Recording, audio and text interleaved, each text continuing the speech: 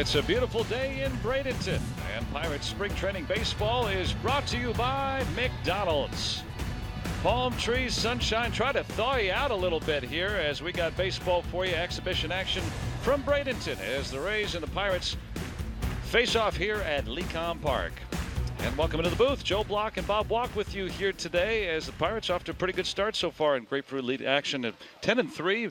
Pretty good start for them, and a good start for some of the guys that are getting that action because of the World Baseball Classic. We don't see the regulars as much, so one guy who's making a name for himself, to be sure, is Jose Osuna. I don't think when spring training started that anybody was thinking about, well, they got to find a place for Osuna to break into this roster. But every spring there's that one guy that tries to force a club's hand, and Osuna certainly is doing that here in this spring training.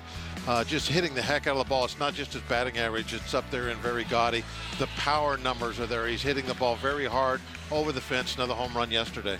Shows you on our Barrel Automotive League leaders, 4 home runs. No one else in spring training has even had that so far this year. Now, some of the returning faces that are around for the Pirates right now are trying to do some different things. John Jaso, for instance, going to get a start in right field today. Well, his situation has certainly changed from last year at this time. He is no longer the everyday first baseman.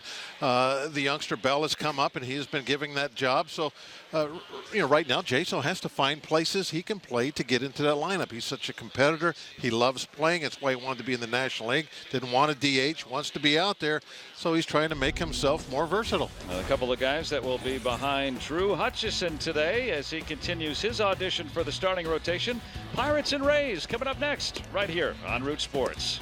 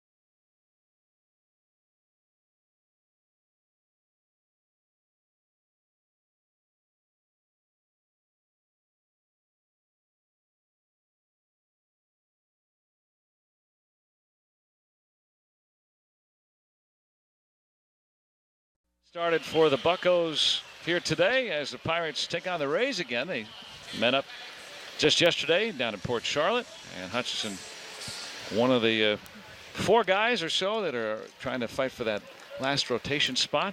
A lot of times that you have these competitions in spring training. You never know how really true that is. But this year, absolutely, that 5th spot is up for grabs. Hey, here's the Rays lineup for today. Tim Beckham to lead things off for Tampa Bay. Beckham taken out of the lineup yesterday, but back in there today against Drew Hutchison. You see that the numbers that he had last season. By far the most experienced guy we got in that spot. Looking for that number 5 job, and so that's going to, be one of the things that they take into consideration at the end of spring training, or as we get closer to the end of spring training, to make that decision. Who is going to be the number 5 pitcher when we leave here? And obviously, you can't wait till the very last day. You got to get a guy ready for that, so get him stretched out. And although there is some thought that maybe you don't go north with 5 right away. Yeah, you could. You only go with a 4-man rotation for a while. Clint Hurdle has some options, and is still early in camp. But really, most of the candidates have kind of made their case in a positive way.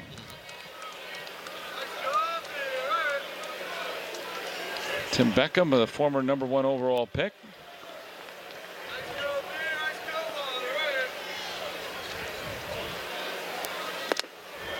And Hutchison loses him here to start the ball game. And when you are in one of these competitions, you don't want to have that off day. I'm sure he didn't want to walk the first man he faced. And here's the Honda defense for the Buccos today. Eury Perez mans center field. Osuna and Jaso will flank him out there. Freese, Mercer, Max Moroff at second. Josh Bell back over at first. There's David Freese and Chris Stewart doing the catching of Mr. Hutchison today. Nick Franklin. And right away, Beckham running. And Stewart's going to throw him out. Chris Stewart's having a heck of a time here in spring training. Oh, what a great throw that was. What did Mercer have to do? Where he caught the ball is where he's going to go with it for a tag. The accuracy of the throw is one of the biggest pieces of the puzzle for a catcher. Not only the quickness, getting rid of the ball, not the arm strength. They're all just parts of the puzzle. The accuracy has to be there, because that saves so much time when you go to make the tag. If that throw is up, say, chest high and maybe to the shortstop side just by a foot, you might not get an out on that. Even though you were quick getting rid of the ball and it had something else on it, good velocity, still it has to be right there where you can make that quick tag, and that was perfect. Yeah, talking with Chris just a little bit ago about his first game where he threw out a runner trying to steal at second and picked off a runner at second base the other day against the Braves, and that was his first game back from injury. He's been healthy all throughout the offseason, but I said, how about a fun one to come back? He's like, yeah, the action's actually good to get that practice and get that feeling again, and sure enough, right here, a few pitches into the ball game, getting back into the action again. Moroff gets the second out. And it makes Hutchison feel good too. He's probably kicking himself with a leadoff walk to start the game, but then the catcher picks him up. Perfect throw. You get that out on the bases, and now a ground ball to second. Now you're right back into having an opportunity to have a great start in that first inning.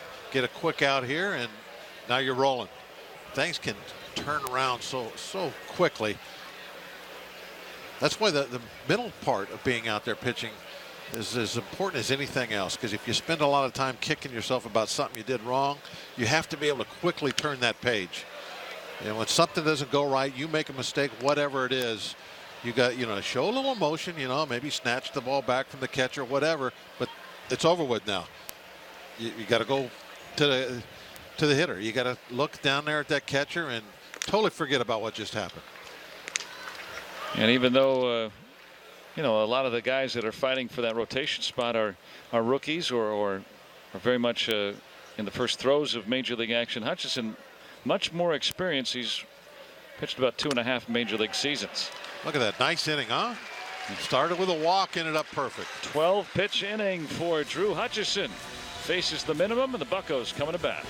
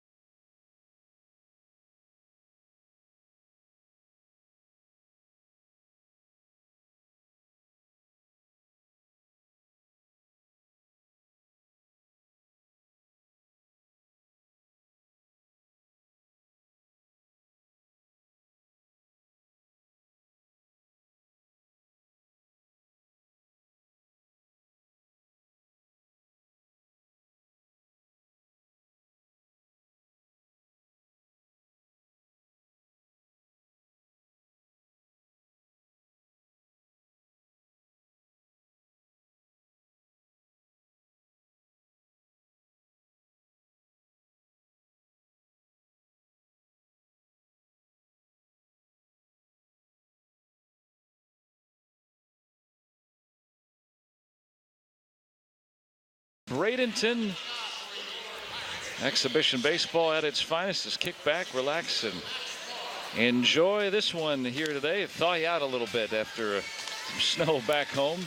Here's the RAV4 lineup for the Pirates here today as Moroff and Mercer ahead of Josh Bell batting third. Freese cleans up with Chaso and Stewart. Jose Osuna leading spring training with 4 home runs. Aori Perez bats 8th in front of Drew Hutchison, the pitcher. Max Moroff will start it off against Matt Andriese. Andriese numbers: 1 complete game out of 19 starts. Finished .500, not a bad ERA. Nice low walk number. 25 walks, 127 innings. That's pretty darn good. It's the battle of who wants to be a 5th starter today, as Andriese very much competing for that role with the Rays. Those numbers you just saw are not bad at all for a 5th starter. You got a number 5 guy that throws those numbers at the end of the year. You're like, okay, that's about what you expect out of that spot in your rotation, I would think. Maybe a few more innings, you would hope, but doesn't always happen. Well, that is the strength of this Rays team, is their starting rotation. But beyond that, it's going to be a challenge in that daunting American League East for Tampa Bay.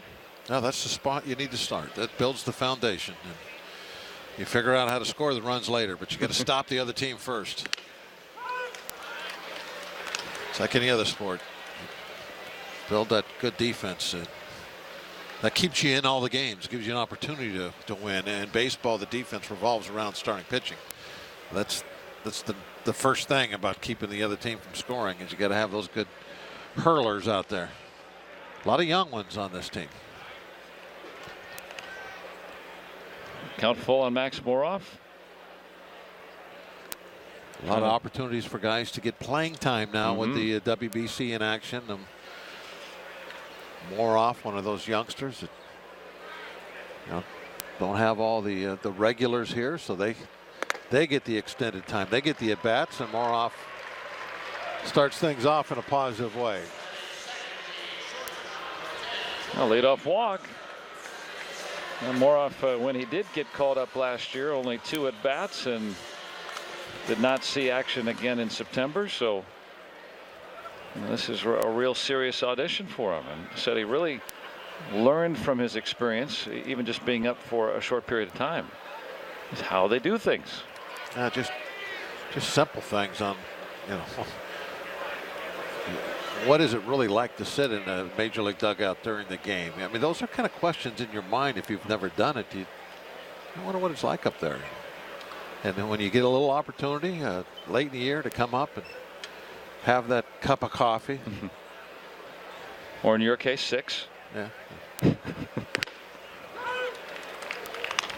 And Jordy Mercer's had an entire pot at this point. Got a couple home runs this spring, right? Yeah, and some well hit home runs too. A grand slam earlier.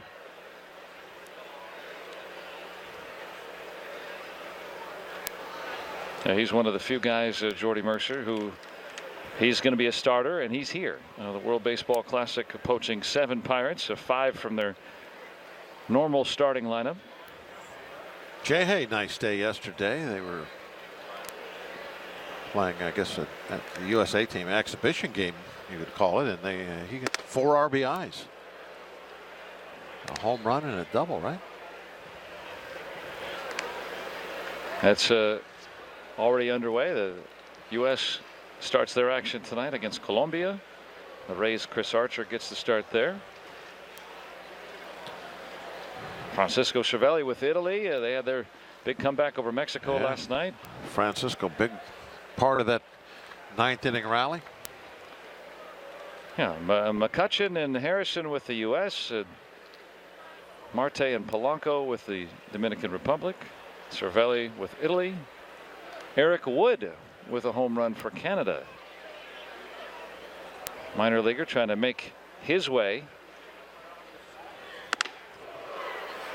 2-1 now on Mercer. And then Jared Lakin, who is going to pitch for Team Israel, who surprised everybody, winning all 3 games in pool play to start. And so they'll advance. That's got to be tough for a younger guy, trying to make a ball club, right? And do I play for my country or do I play for the team I'm trying to impress? Well, I think you can impress because that's becoming a pretty big stage. Yeah. If you go and play for your country and stand out, I think your team's going to notice. So that action continues, and meanwhile here, guys getting tuned up. A few extra games played in spring training. Moroff will stay put.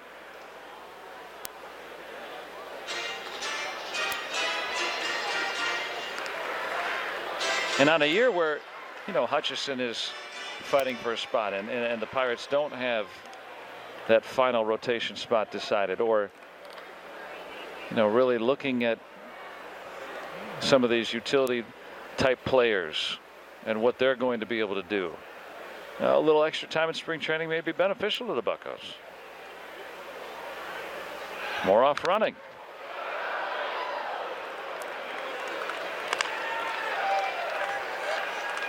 Mercer trying to take advantage of that. Hit one into that hole. Trying to fight off a pitch inside.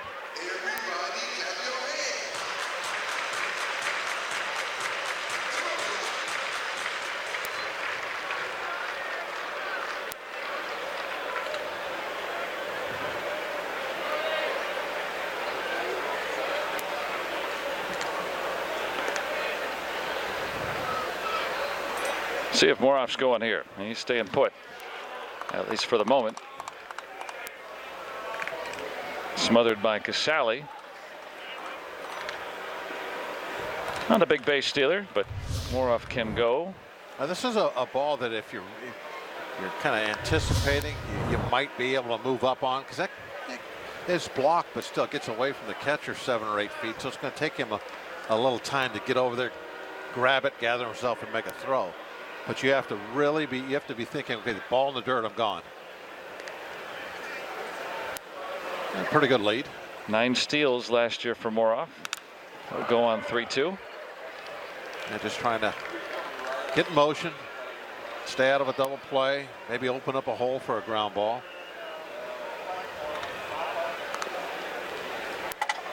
Get that uniform dirty. Right, makes you look. Makes you feel better about yourself. Yeah. Gives you a little extra. Hey guys, you see what I did today?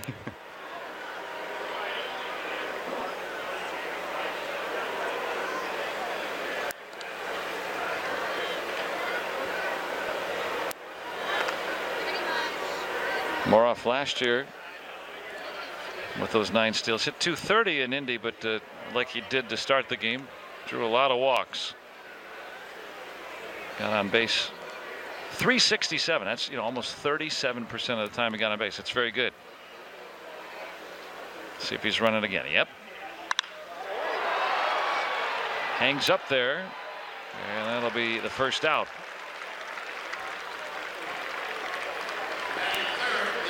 Jammed a little bit. Didn't really get the head of the bat to that one.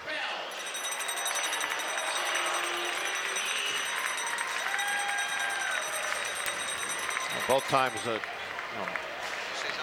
Mercer hit balls. The balls were in on him. The foul ball and then the eventual out.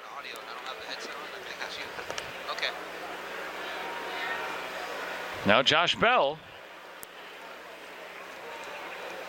Heard a few fans brought a bell, it sounded like, to welcome him to bat. I wonder if that will catch on. He's new first baseman. Moroff running again. And he's in there. Stolen base for Max Moroff. They picked a good pitch to run on. It was a breaking ball. It was an off-speed pitch. That's what you prefer to take off on if you can. And then it was a poor throw as far as location. We talked about that with Stewart making the great throw. This ball bouncing in. Always difficult to get a quick tag down when you're trying to field a bouncing ball. Kamara Barti, first base coach, also the base running coach now. First year with Pirates coaching staff. And not signaled a foul ball at first. It looked like it hit off Bell. He didn't run. I didn't see a foul ball signaled either. It's like no play. Somebody call time.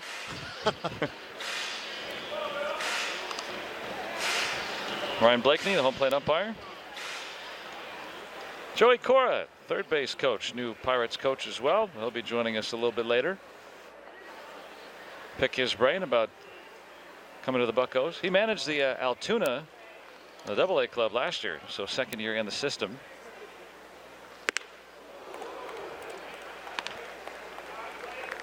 That's a ball that Bell won't miss very often. That the fastball that's away from him. Normally guys are going to be trying to tie him up with that, but that's kind of what Bell's looking for as far as the fastball is on the outside half of the plate. Bell still getting his timing back. He's only had a couple of at-bats so far. He likes to get off the plate. You can tell by the stance. Same thing again. 2 in a row he swung through on the outside half. Now still getting into the swing of things. Normally that's not what you're going to see out of him. Now he might get tied up with fastballs in, but when it's away from him, he should be on top of those. He's simply just late. And Josh Bell, who had a minor knee surgery on February 1st, just now getting into the games this past week. So let's check back in a week or two with him and see how he's coming along at the bat. Both he and Freese are back-to-back today in the lineup, but they also, both of them have the same kind of approach. Get off the plate and try to hit that fastball that's away from you a little bit late in the strike zone. That allows you to wait to make your decision a little bit longer where to swing. Of course, with Bell, he waited too long.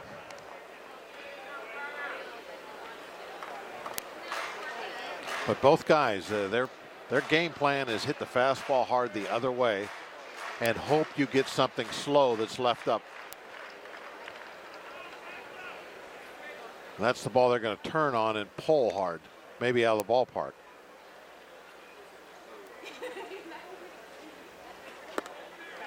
Now 1-2.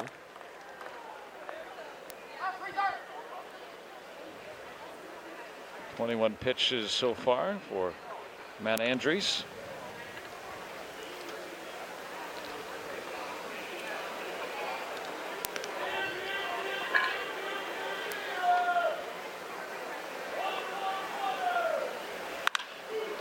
And that'll get through.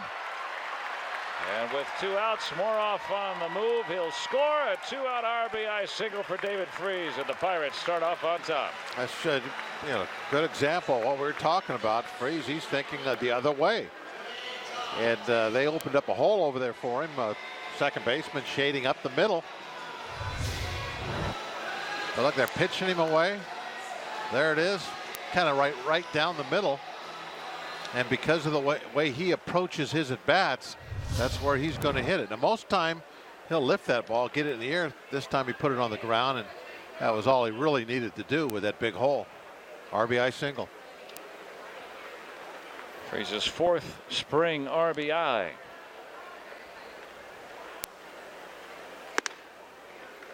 John Jaso, the right fielder today.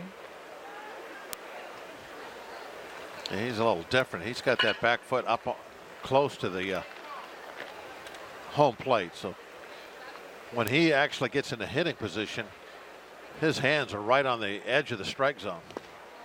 You can see right there, he's got his the knob of the bat. His hands are almost over the inside corner of the plate.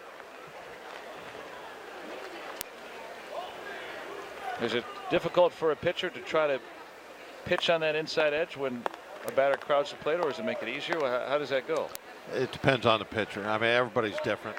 Some guys, if you're concentrating on what you're supposed to be doing, it doesn't make much of a difference. But if you're actually seeing the hitter, it can bother you. Andriese behind 3-0.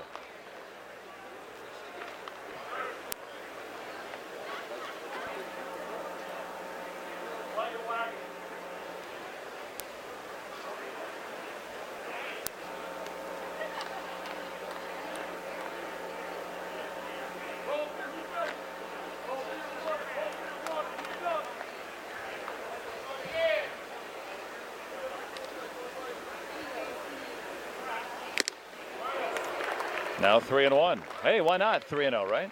Yeah, absolutely. I mean, Jaso's got power. You let those guys have that green light 3-0. That might be the best pitch he sees, because most of the time the pitcher's just going to say, okay, here we go. 3-0, I got to throw a strike.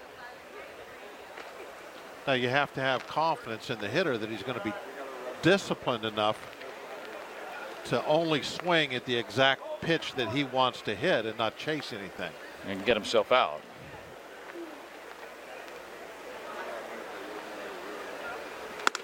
There's a walk. What did I say, 27 walks or something like that all of last year, and he's walked 2 here in the first inning. Spring training. Now first start for Andriese. So trying to shake off some rust, to be sure, and already 27 pitches in the first inning. Not ideal when you're trying to get some work in, and Jim Hickey, the pitching coach, will come out and counsel him. And just 25 base on balls all last year, so they're probably not used to seeing him be a little bit on the wild side right now. And like I said, it's spring training, so sometimes guys do look much different than they normally do. Conference is over. Now, of those 27 pitches, 13 have been wide, so 13 balls, 14 strikes. Of great interest to the patrons on the boardwalk. Beautiful afternoon. I think they're more concerned with the sunshine. And ball 1 to Chris Stewart. The last few days have been absolutely gorgeous, with not really a whole lot of wind, just kind of a nice breeze. That's how it is today. You can see the wind blowing kind of out toward right, but not much. Just a nice breeze. But it will help things out if you get a ball hit up in the air toward right field. Could be on the boardwalk. Chris Stewart, last year injury plagued, had season-ending surgery in September, and he is healthy, and as you hear a lot of guys say, the best shape of his life. But I mean, so far in the limited time we've seen him, he's played like it. Very active behind the plate, and doesn't have to do much at the plate to justify his value to the ball club, because he's so good. Especially we've seen with the young pitchers that the Pirates trotted out there last year and will again likely this year.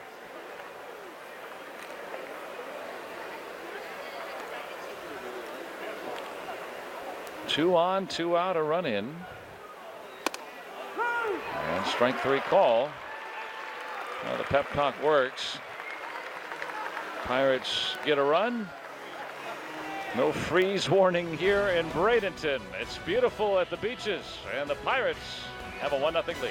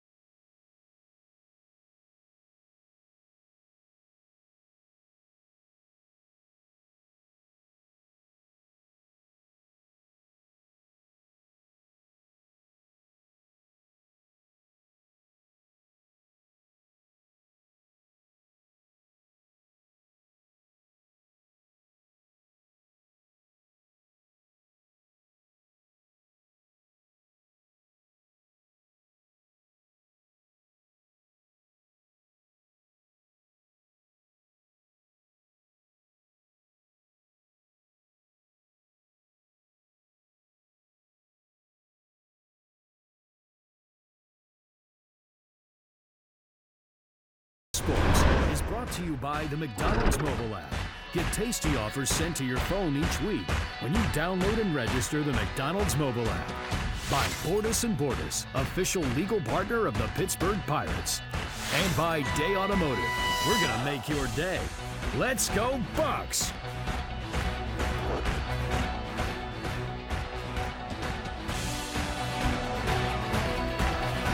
Pirates have a 1-0 lead over the Rays. So nice here at Lecom Park. You can sit above the outfield wall there on the boardwalk and take in the ball game. Have a nice bite to eat and beverage.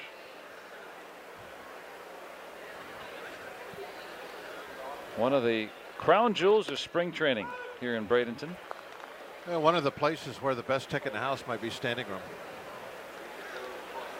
I mean, you can walk all the way around around. the tiki bar. Yeah, there's some shade here as well. You don't get that in all the newfangled ballparks, and all the charm of the original that was built in the 20s. And all the amenities that you come to expect in a newer ballpark. There's that view, the boardwalk. You just kind of get your beverage or food, whatever you want. Find a seat out there. You can walk around. Watch the game. Yeah, it goes from foul line to foul line. Go up those steps or take the elevator. You're on top of the boardwalk and enjoy the afternoon. And seeing a lot of folks from the area down here, meeting many of them before the game today. A lot of folks coming down and trying to get out of the snow.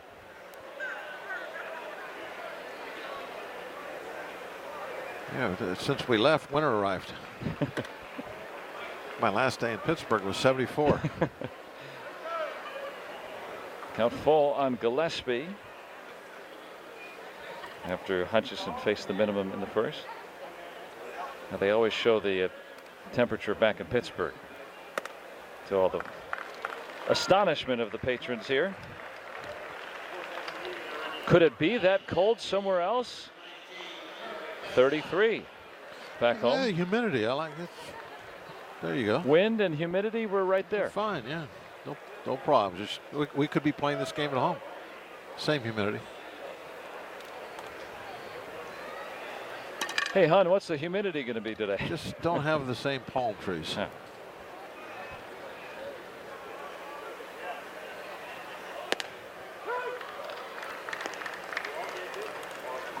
Not a lot of eastern hemlocks down here, though. So, No. Yeah.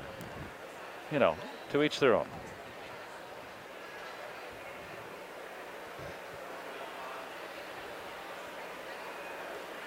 Hutchison a leadoff walk in each of the first 2 innings. Chris Stewart was able to. Oh, there you go. That's an easy souvenir. Glad the Pirate fan got it, not the Rays guy. It's kind of the best way to catch a knuckleball. Just wait till it stops moving and pick it up. That's what my old partner Bob Uecker would Yep. say when he caught Phil Niekro, the Hall of Famer. What's the secret to catching a knuckleball? Wait till it stops rolling. Pick it up. Back in those days with the deeper backstops too, I can't imagine what that was like. Yeah, you might have a 50-yard sprint to get to it. Yeah, these days, all the ballparks, you're a little bit cozier than usual. This is one of the deeper backstops, meaning the space between home plate and the wall behind home. Stewart keeps it in front of him. No advance by Gillespie. Yeah, try to get fans a little closer to the action. When you're close, you better be on your toes. Mm-hmm. Don't get caught looking at your phone. And bring your glove if you got one.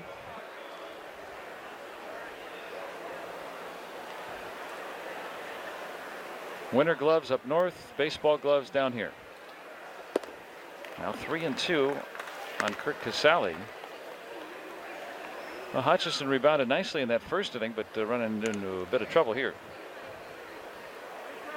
Yeah, he got that help from Stewart, and then the ground ball, and it ended up with a strikeout, and it was really a positive inning for him.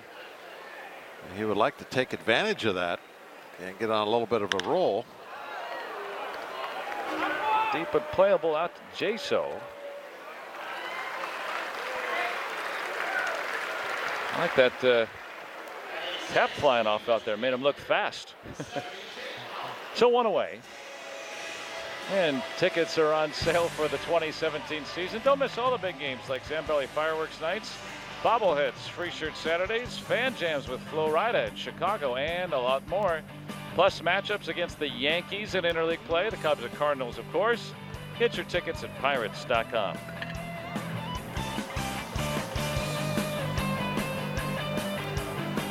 Out by the Tiki Bar.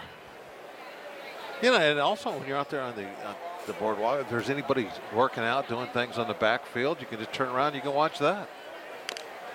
There was some action there earlier today. As Jameson Taillon, instead of starting in this game, he worked on that backfield before the game started. Recent addition out there. Robbie and Smokowski will talk with Jameson Taillon a little bit as he prepares to start the second game of the season in Boston. We're already rich. That one thing. We need a spike in our ratings. And through the hole, base hit for Bowers. Gillespie will stay put at second. The Rays use a DH. The Pirates do not. You kind of make up the rules as you want with the DH in spring training. Pirates have used the DH on occasion, especially early. Don't want to get pitchers too many at bats, I guess. And some other guys in there. No such thing as getting pitchers too many at bats. It's all trying to take care of those hitters. Here's the former Brewer, Shane Peterson, trying to hook on in Ray's camp.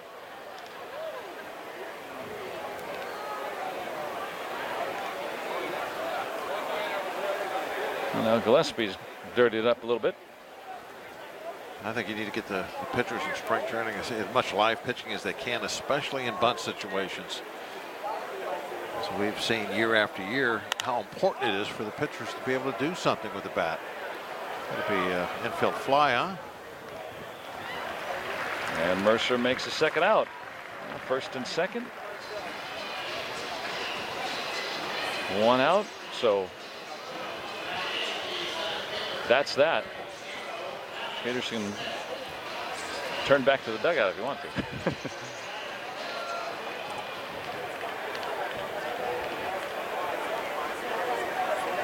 Peanuts. Cold beer. Ice cold Coke. And you just get what you want. We used to do that. We'd sit in the stands and we'd imitate the vendors, and then we'd say things like lasagna. That was always a head turner. Nice rebound there by Drew Hutchison. Gets out of the inning, hitting a walk.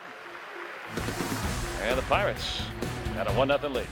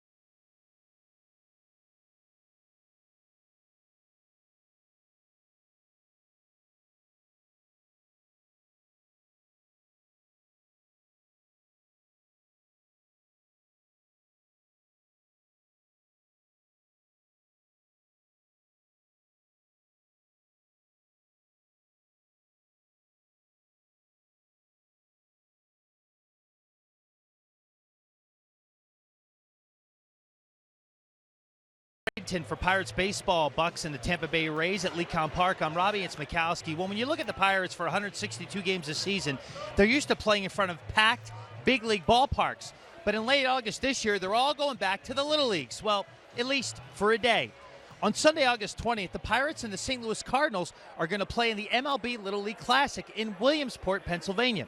The game will be played at historic Bowman Field, home of the single-A short-season Williamsport Crosscutters. This is all going on during the Little League World Series as a way to celebrate the game back at its earliest roots, and it's going to bring back a lot of fond memories for a lot of Pirates players, including Jordy Mercer, who, get this, Joe and Bob, played his first ever professional game at that ballpark. It was 2008. He was playing for the State College Spikes against the Williamsport Crosscutters, and get this, the pitcher he faced that day was his former teammate, Vance Worley, who was in the Phillies organization. So it's a pretty cool day that's going to take place. It's going to happen at night, and it's going to be a cool experience for everybody involved, including you guys as well, I'm sure. I'm really looking forward to that. That's a really cool thing by baseball as Jose Osuna continues his torrid hitting here in spring training. But, you know, kids are, and I love what Commissioner Manfred's talking about. I mean, he's very much trying to make sure as best they can around baseball that kids are going to be continuing to love baseball through the generations. And what better venue than where the Little League World Series is being played? Well, I'll tell you what, Osuna is playing down here like these are Little League games. I mean, he's just tearing things up. Incredible start. It's just another double. Leading. He's like the big kid in Williamsport. Yeah. I bet you that guy's 18. You know, Osuna hitting over 500 now. That's the spring he is having. Leading all of spring training with 4 home runs.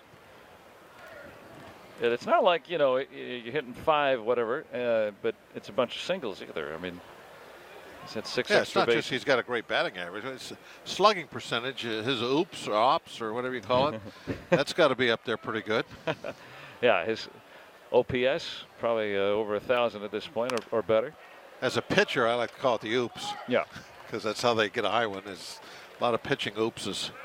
Yeah, you know, going back to Williamsport, that game was a Pirates home game. So if you've got tickets to that game, what the Pirates are going to do is they're going to, first of all, refund your ticket price, but they're also going to give you the amount of your tickets in vouchers so that you can redeem it at the ballpark for the future game that you choose to. So basically doubling what you had there, and all the details, you can go to pirates.com and I'll tell you all the details on how to do all that. But so folks that had tickets, they could find something else to do. But it's going to be a bunch of Little Leaguers going to that game. Kids.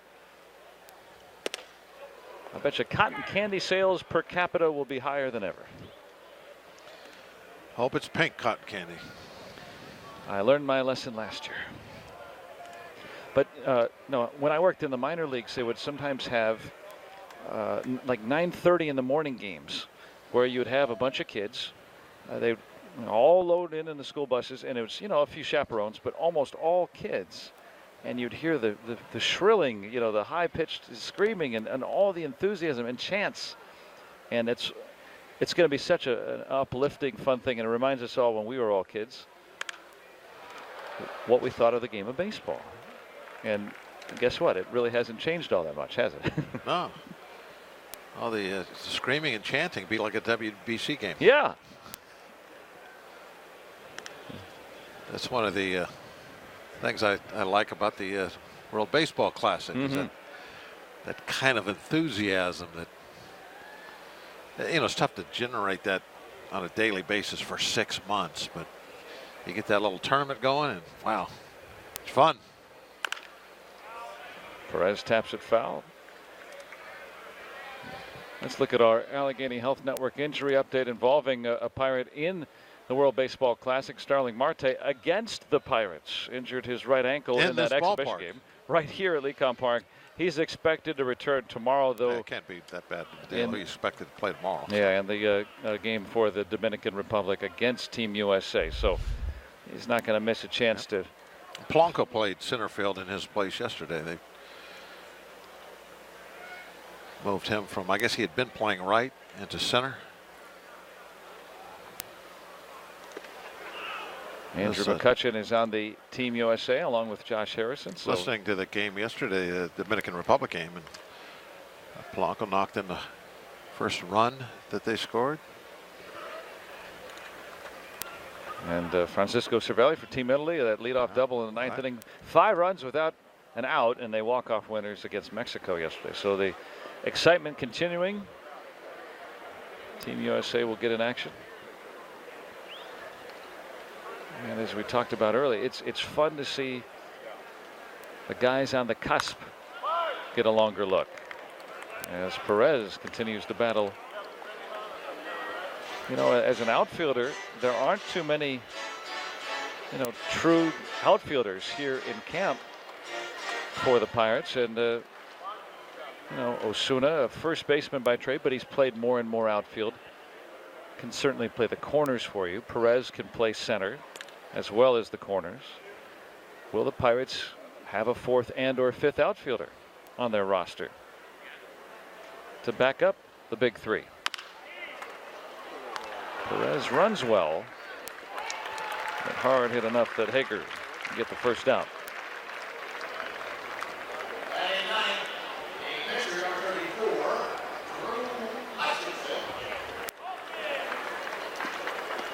Now 1 away here in the second for Matt Andriese.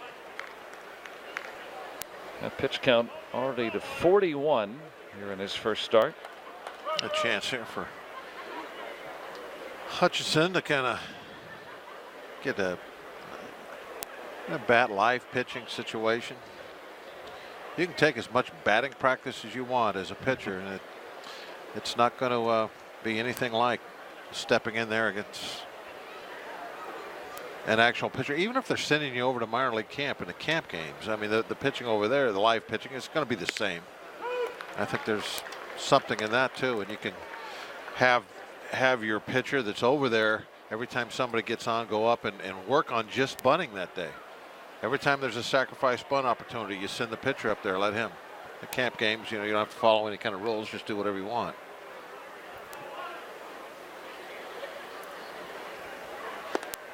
Well, he's only had 13 at bats in his pro career. He came up through the Blue Jays system. Yeah. Very seldom going to bat when he was with the Blue Jays. Now with the National League club, getting some at bats, so a little bit rusty.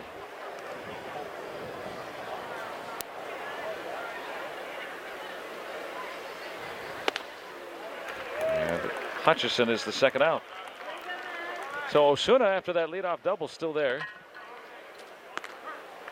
And Fan Jams returning to PNC Park when Flo Rida comes to Pittsburgh May 26th. And you can see the Pirates take on the Mets at 7:05. And then after the game, post-game Fan Jam concert with Flo Rida presented by Highmark.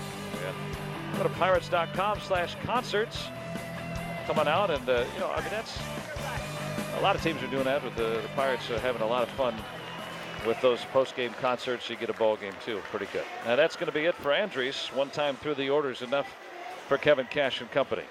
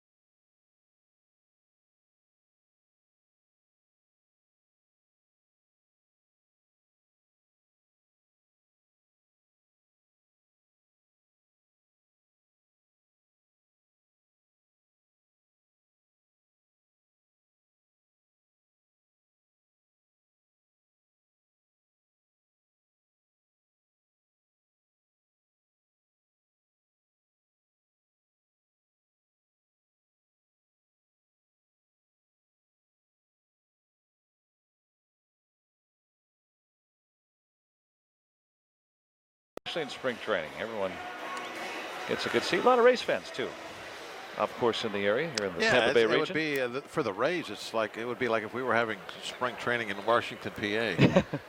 Washington, PA. Excuse me. Oh. You always get the R in there. Jamie Schultz. See his AAA numbers last season. 27 games, 3.5 ERA, not too bad. 5'10" righty. Don't see a lot of that. Runs it up there pretty good. 90, 96, 97 miles an hour with that fastball. Max Moroff walked and scored the Pirates run. Trying to drive in one with 2 outs. I don't need to tell you this, but Osuna had a double. Of course he did. Yeah. He backed off a little bit. Yeah. Just hit a double.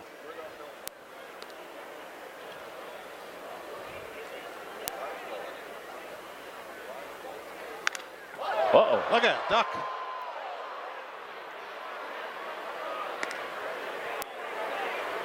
Yeah, hopefully everyone okay there. Hit in a area where there were some folks. Yeah, I think it got somebody in a red shirt.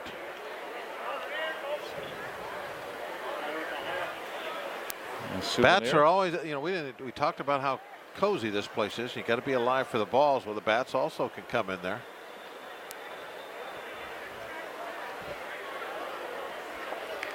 Ends up being a souvenir, so yep. Moroff gets a new piece of lumber.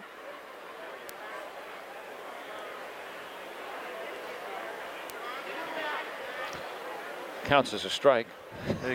With that view right there, you can see how there's no tall buildings, tall trees, anything like that. That's why the wind is so much a factor when we play here. We talk about it all the time.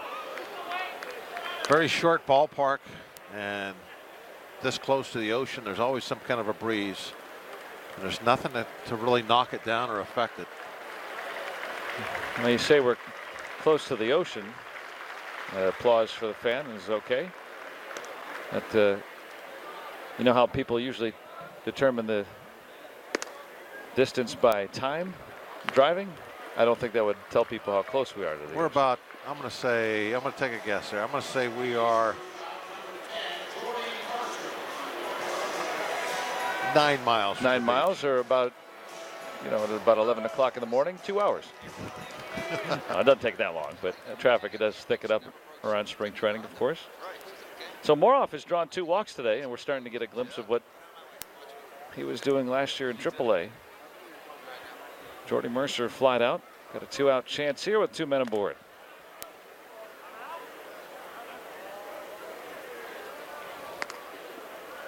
Mercer always has the best looking bat. They're always nice. Oh, look at that. Look at you see the grain. Last year, they're gorgeous. It's like he has them custom made just for the looks. It's like a piece of furniture or something. That is some craftsmanship right there. It is.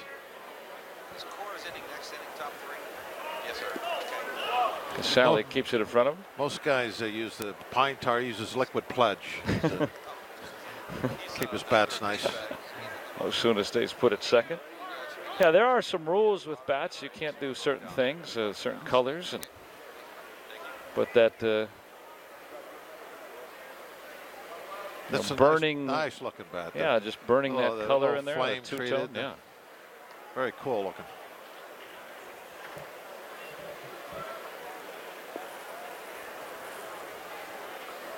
Mercer had a nice year last year. Very steady in the field. And that one, Casale could not pick. A wild pitch moves him up.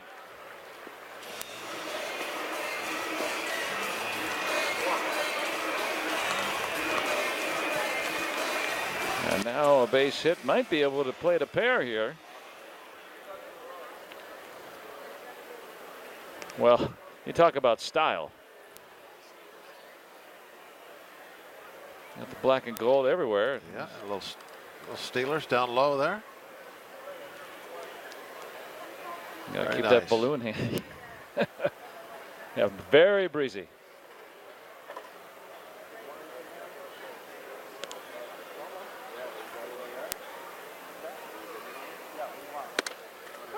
3-0 taking.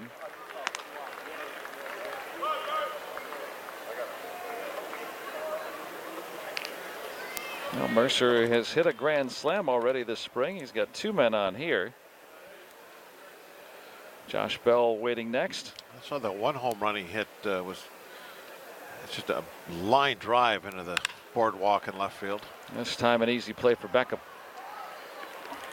And that will get Andriese off the hook as Schultz gets him out of the inning. But the Pirates still have the lead.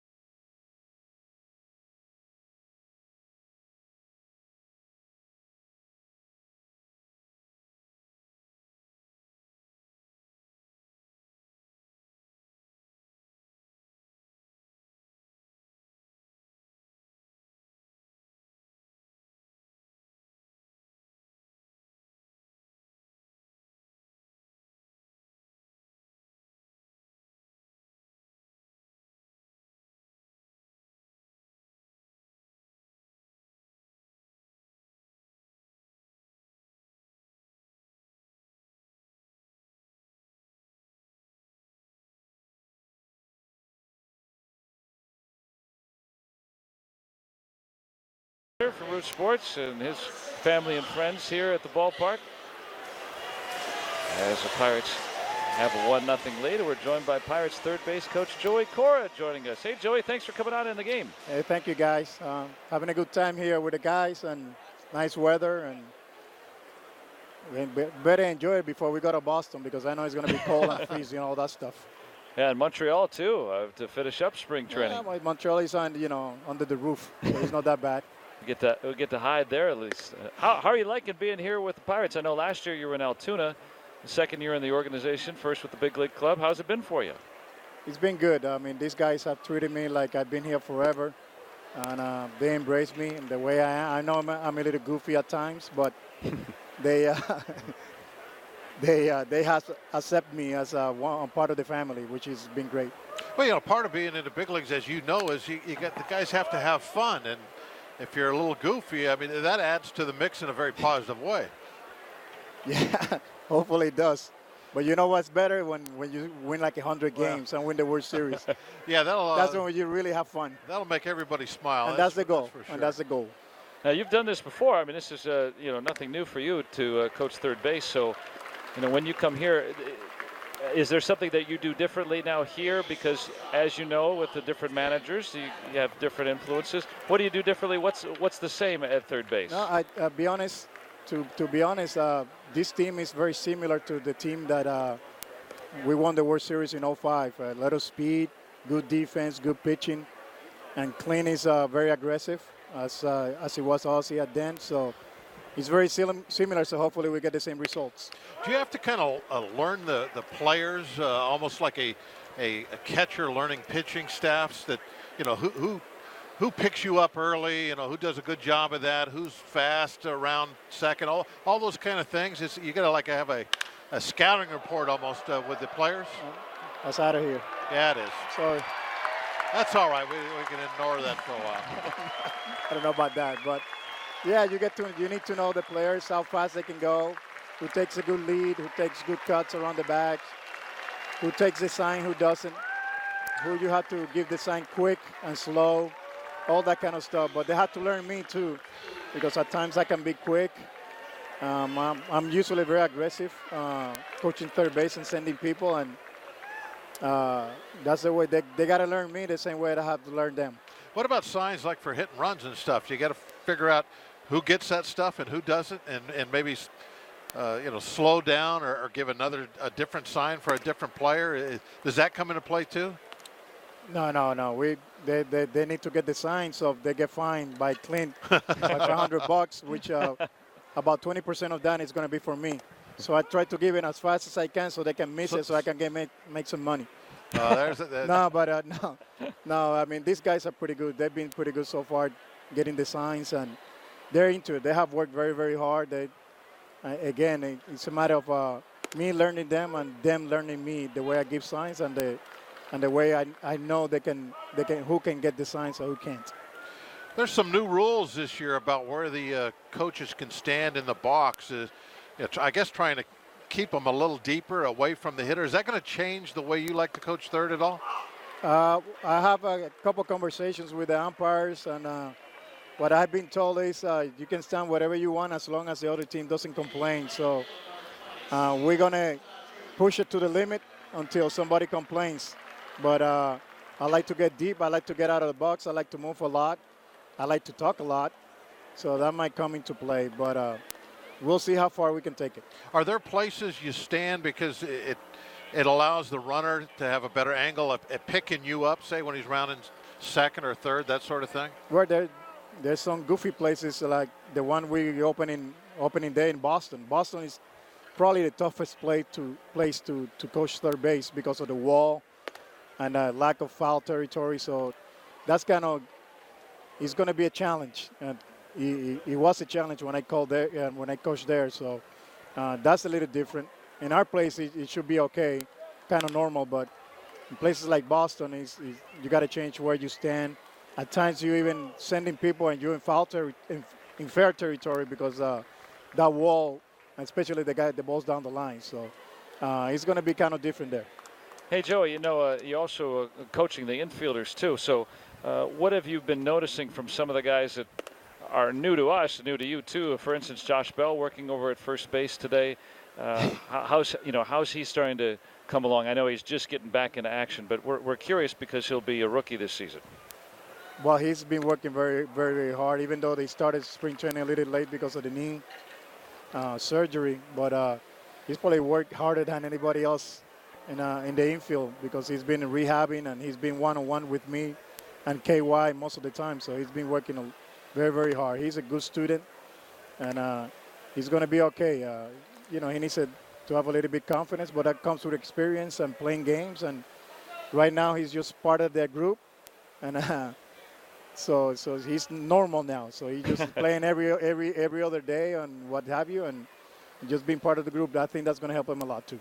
I wanted to know too about the infield shifts because the Pirates are one of the teams that use them the most. Well, I'm going to have to put that one on pause, Joey. That will be a secret for next time. All right, that sounds great. Joey, thanks for coming on today. Thank you. Thank you, Joey. All right, Joey Cora, our guest Pirates third base coach, leaving us with a 1-1 tie.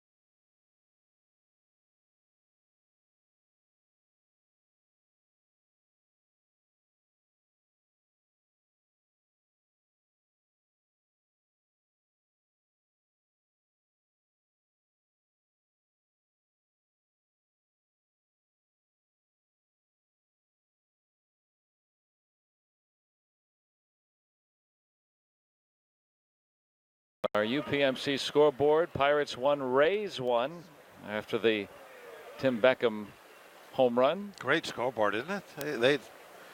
They really upgraded their game here and for an A-ball ballpark.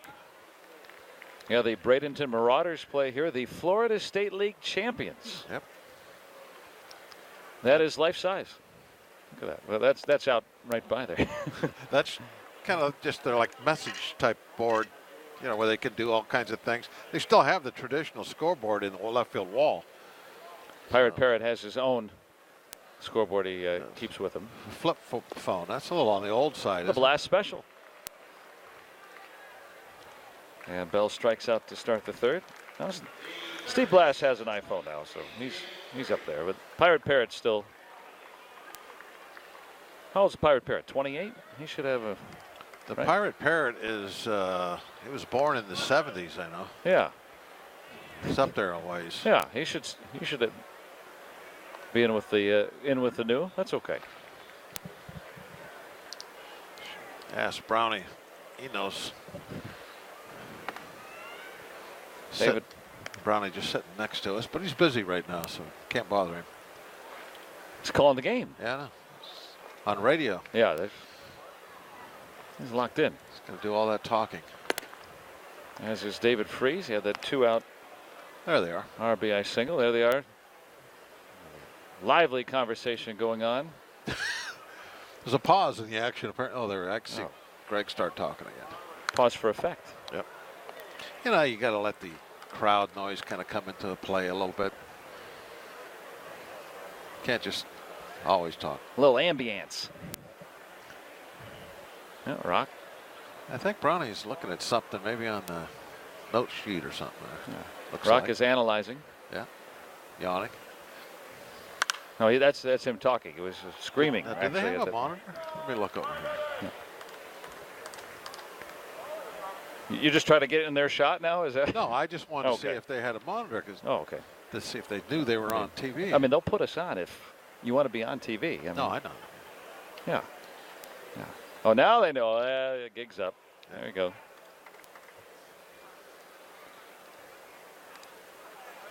Sometimes when you put whoever's on radio on television, you end up with like a bobblehead giveaway the next year.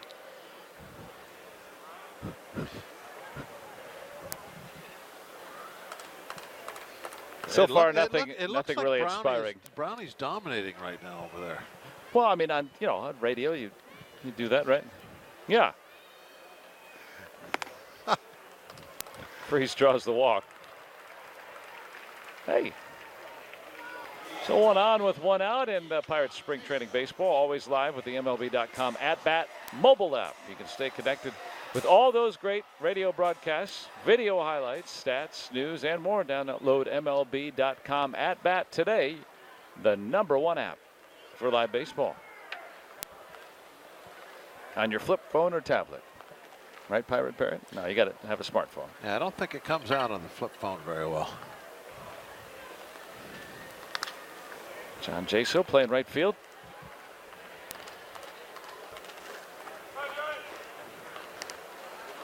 He looks like spring training, doesn't he? He's got the sunglasses on, the shirt unbuttoned. Like he just walked up from the beach. Sun bleached dreadlocks. I mean,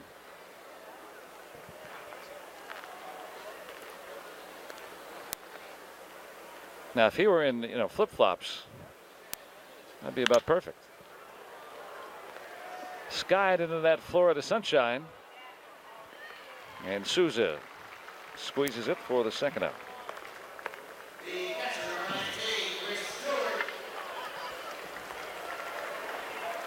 Back to the beach. A few clouds, just enough to let you know that beautiful sky up there. And that's that scoreboard. It's a nice, pretty. Got the Osprey nest super over high definition. Yeah. Just in the right center on top of that light pole. Those are big birds. Always something interesting. We saw one Fans snatch a fish down in Port Charlotte yesterday. Right side of the stadium. Stewart cracks one out to left. But it'll be held. Shane Peterson out there. Chris Stewart's eyes got big. It'll stay tied at 1.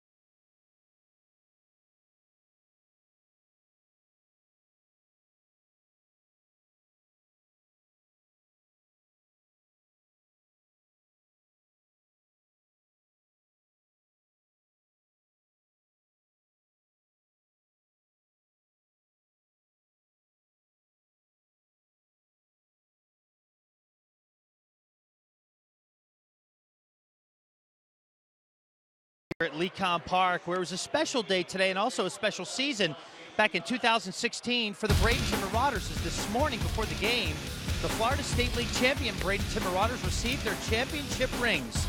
Last season, they beat the Tampa Yankees in 4 games. It was the first ever title for the franchise that began play back in 2010. Manager Michael Ryan was in attendance. He's now the manager for AA Altoona. And get this, of the 3 games they won, all 3, Joe and Bob, were won by Pirates prospects. JT Brubaker won 2 of the 3 games. He was a 6th-round pick back in 2015. And Mitch Keller won the other game, a 2nd-round pick back in 2014. So a special day all around, and a very big congratulations to the 2016 Florida State League champion, Bradenton Marauders. Well, Robbie, thanks for sharing that. Yeah, cool moment is, you know, just about everybody was back from that group. And did you ever win anything in the minor leagues, a minor league championship or anything? Nope. We in the playoffs a few times, but never able to break through for the championship. Those were some impressive rings that they furnished. Yeah, they were. They're bigger than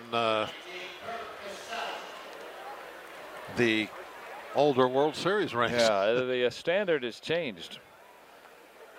As Hutchison working into the 4th, he's the first Pirate this spring training starter to go this far in a game. Yeah, congrats to the Marauders. There have not been that many Florida State League teams in Bradenton. Of course, the Marauders when the Pirates brought them back, but through the years. So very nice to be able to say for Bradenton, this is a championship city. And now the Pirates are hoping to win a Grapefruit League title. You know, I think it probably it says a lot too. I think for the parent organization when you win a minor league title like that. It takes quality coaches, quality scouts, the people that do the drafting, and then of course you got to have a good head man. Saw Neil Huntington enjoying the afternoon. Likes to sit in the stands and watch the game. Some GMs you'll see him up in a box. Not Neil. Neil likes to sit and watch it really from where all the scouts are, right there, back behind home plate. Got it out to right. John Jaso with that breeze. Get that breeze right in his face. He's got to make sure he gets back deep enough. And speaking of the Marauders, all the alumni who make it to the major leagues are honored here in the facility, and that's great to see. And remember, you know, the Marauders just coming back to the Florida State League, so that list will grow considerably through the years. They might have to reduce the size of the pictures over the years. Yeah. They're gonna, I mean, the wall's almost full already. Yeah, a few years ago when the Marauders were founded, Bradenton had not had a Florida State League team since the Growers, who played here at this ballpark in 1923, 24, and 26. So good to have baseball year-round in Bradenton, and why not with this great facility. Little blue base hit. Jake Bowers is aboard. Now Hutchison in his bid to start the season in the rotation. Not over yet, but how would you grade him so far? He's done a good job. You look at the scoreboard, giving up the one home run, the opposite field home run. Win helped it, but it was still a legit home run. Otherwise, what? Pitched well. I mean, this couple is of the singles, kind of thing couple of walks. With his experience in the big leagues. You know, this is the type of outings that if he can put a few of them together, you're going to give him the edge. And Neil Huntington has said that, coming into camp, really it's a very open competition. Yeah. But Hutchison, because of that experience, probably starts off maybe a slight edge. Yeah, just a smidgen above everybody, maybe. But if all else is equal, right? But I really do believe that they are going at this with an open mind. Sometimes we'll talk about competition at a certain position out there, and really there is a definite favorite that everybody knows if he doesn't fall on his face is going to have the job. But I don't get that feeling for this 5th spot in the rotation competition. I think they really are looking for somebody to have a great spring and grab a hold of it. And as we were talking about yesterday when we were doing the radio down in Port Charlotte, we do talk an awful lot about the 5th spot, 4th spot, whatever in the rotation, all along in the month of March. And then when we get to May, somebody else is in. And that's just the nature of the beast. That it's constantly evolving. It sometimes can be a little bit of a revolving door. Very seldom do you get 5 guys and they run the table. If there is somebody that isn't, has an inside track, they've said Chad Kuhl. Yeah, I mean, for the 4th spot. Yeah. I mean, 2 spots available, yes, but in reality, there's only 1 spot available. I mean, I would wager a pretty good amount on Kuhl pitching in Boston. That would actually be the 3rd game of the season, but Nova, with his experience and also trying to keep him away from the American League East, pitching all those years with the Yankees. Yeah, you want a veteran-type guy pitching your opener, so it really makes a lot of sense for Nova pitching that home opener. Yeah, Kuhl would be the 4th starter going on the 3rd day, if that would make any sense. But yeah, Hutchison, 74 major league starts, and his age belies his experience. I mean, he's only 26. It's not like, he's 30 or been around. He came up at a very young age at 21, and he started an opening day before a couple of years ago with the Blue Jays. So been battle tested, but you still got to pitch well. You're not going to get handed anything with this competition. And Hutchison, so far this spring training, just shy of 9 innings at this point, and he's given up 5 hits and 2 runs. So if you go by just the sheer numbers, he's having a good showing so far. He's the guy that I'm sure they have the best handle on as far as they know what to expect out of him. I mean, he's not really a mystery. He's got enough innings. He's at that age to where you know what kind of pitcher you got. Now, the other guys, the youngsters, you're not sure. And that wind kind of made that one a little close. Now that ball was way back in the seats and made its way almost to be playable.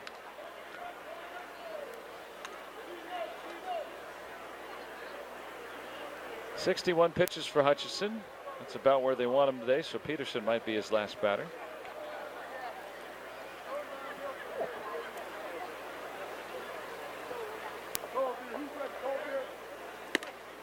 And he's gone full on him.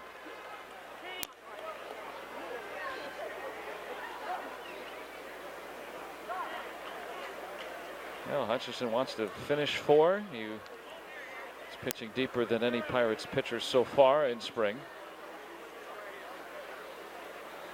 He's walked a couple today. Trying to finish strong.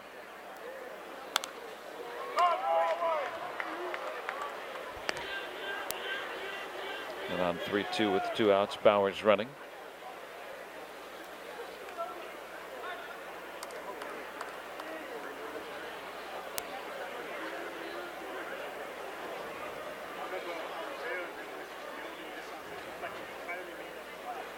Another 3-2 from Hutchison, and he struck him out. What a way to end it for Drew Hutchison. Good outing from him today, and he'll keep this one knotted at 1.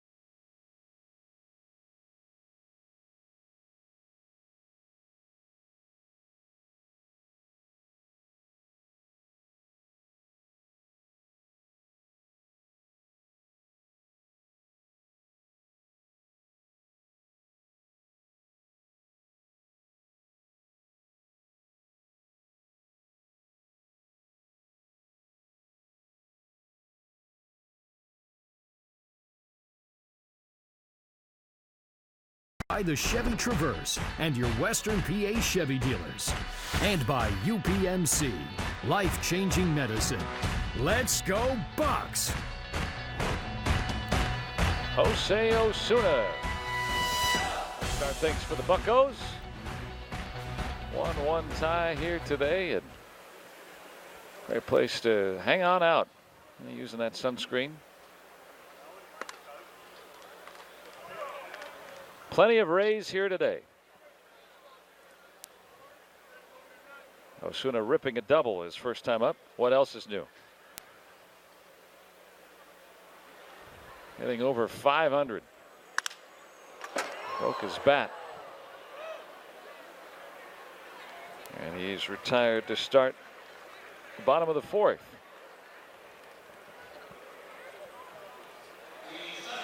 Yeah, the Rays, see that handle of stuff. Kind of like the Pirates, getting a name change. Alleghenies to Pirates, Devil Rays to Sun Rays. Yeah, those kind of Rays, yeah. But it's kind of a similar type thing. It's kind of evolved.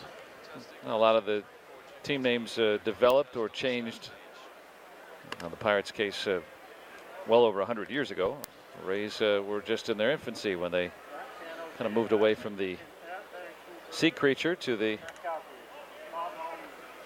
vitamin D producing Rays.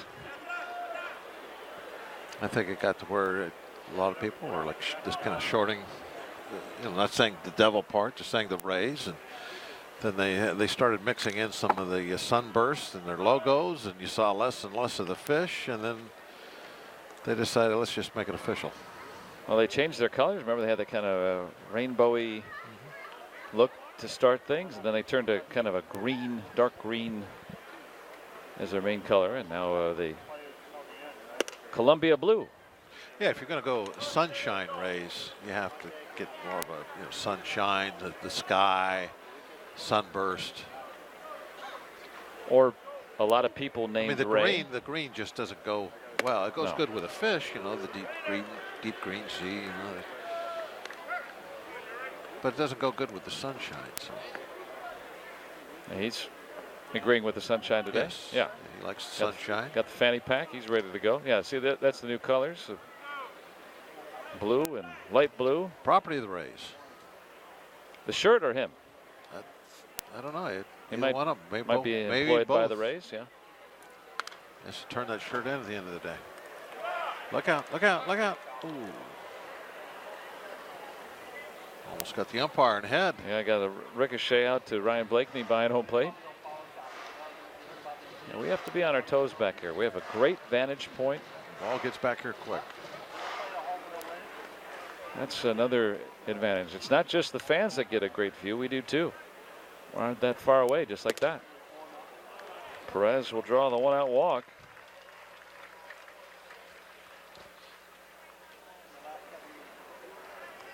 Even though Hutchison's not going to continue, here's a chance for a second at bat today. This is a spring training moment. There's a situation for him to try and get a bunt down off live pitching. You have to have these moments. This has to be something that you do in games, because you can't really create this in the batting cage. Gets it down and softens it just enough. Did the job.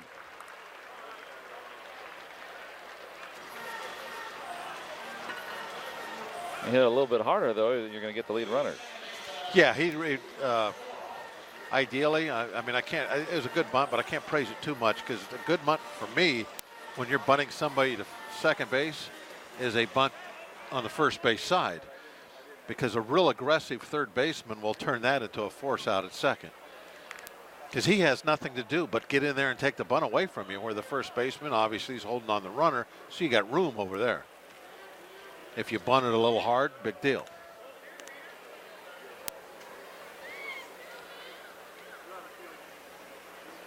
So you give him a C on that, right? Well, because it was successful, I got to go higher than a C. Oh, okay. I mean, so It was successful, so you started a C. Okay. And he was able to deaden the ball pretty well, even though it wasn't a good direction. So I'm going to give him a B minus. Okay, B minus. That's Okay. good. That's very good. And if he would have had the right direction, I would have gave a B plus. And that's a C minus on the pickoff throw. Did a good job for Malik Smith to charge that. Anticipating I'm that going to throw say coming it's a D minus. Barely passable. No, it's a C minus, but it's a D minus because why are you trying to pick somebody off with 2 outs? There's 2 outs. Why isn't the shortstop playing back on the grass right now, trying to prevent a 6-hopper from scoring a run? Is it really important to hold the runner on second base at this point with 2 outs? No, it's not. Shortstop should not be where he's at. That's Beckham, who may be their opening day shortstop because Matt Duffy's still dealing with some back problems. So there is no reason to open up a hole for a base hit to go through because you want to hold on the runner with 2 outs. If he goes to third, who cares?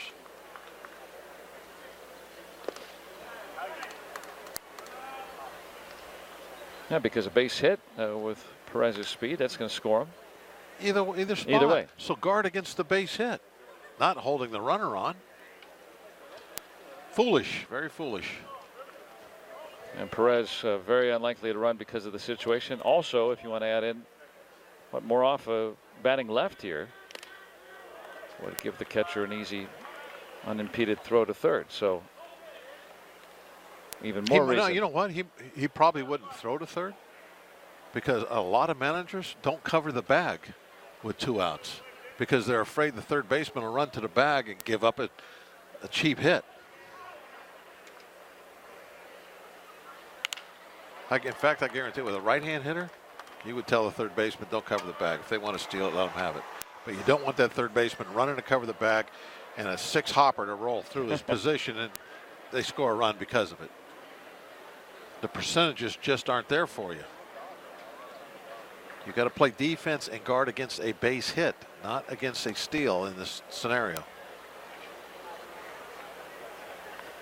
And Moroff, very patient with 2 walks today, has worked the count full. I've seen shortstops get chewed out for trying to hold runners on with 2 outs. I just saw one too. Really? By you. No, I don't. I mean, actual in the dugout. Oh, okay.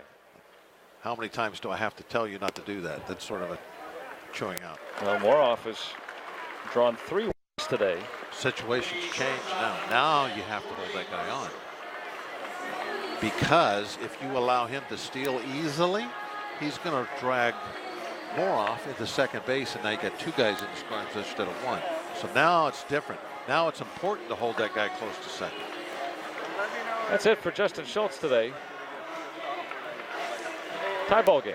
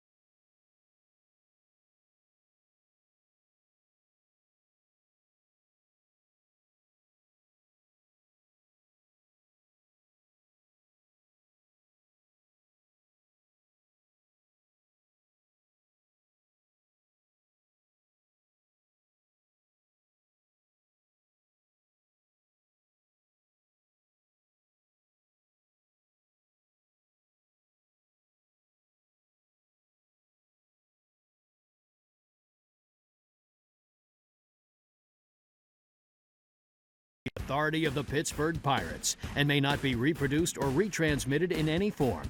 And the accounts and descriptions of this game may not be disseminated without the express written consent of the Pittsburgh Pirates. 1-1 ball game here in the fourth. Plenty to celebrate. Pirates taking down their number. Call me.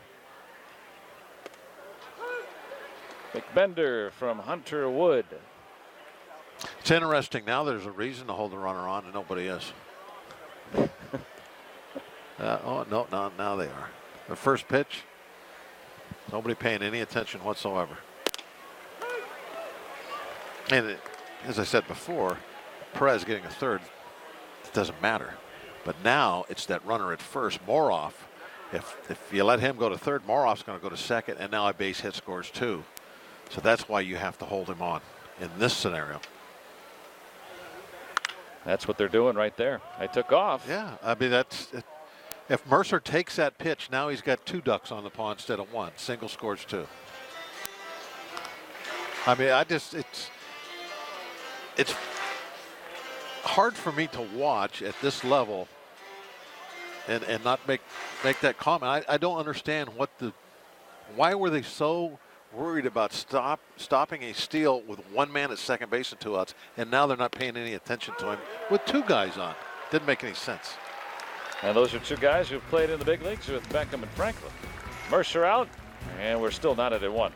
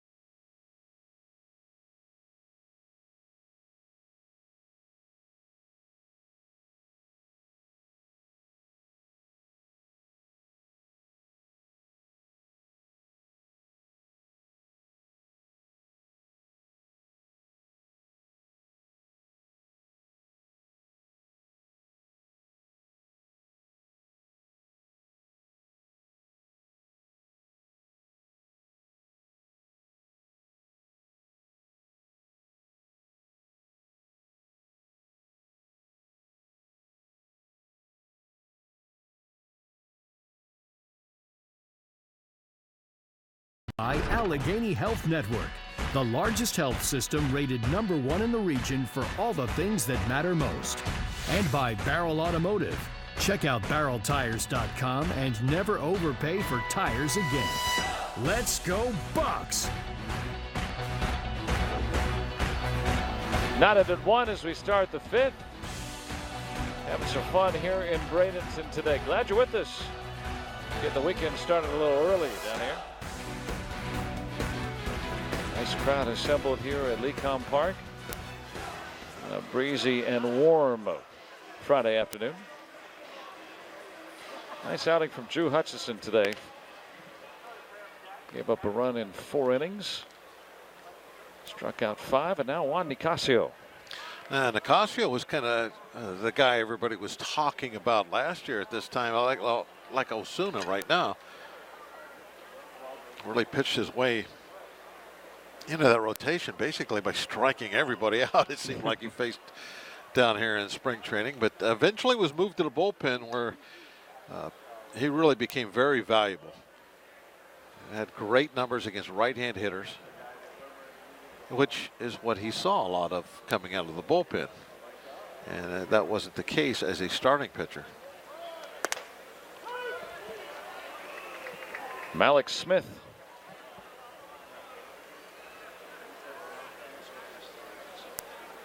Yeah, Juan Nicasio last year, if you take away his final outing, which did not go well at all for him of the year, once he was put into that bullpen from a full-time basis until that final outing, he had a 2.47 ERA. So, I mean, you look at that overall 4.5 ERA for the season. That doesn't tell the story. Once he went into the bullpen, he was very, very good.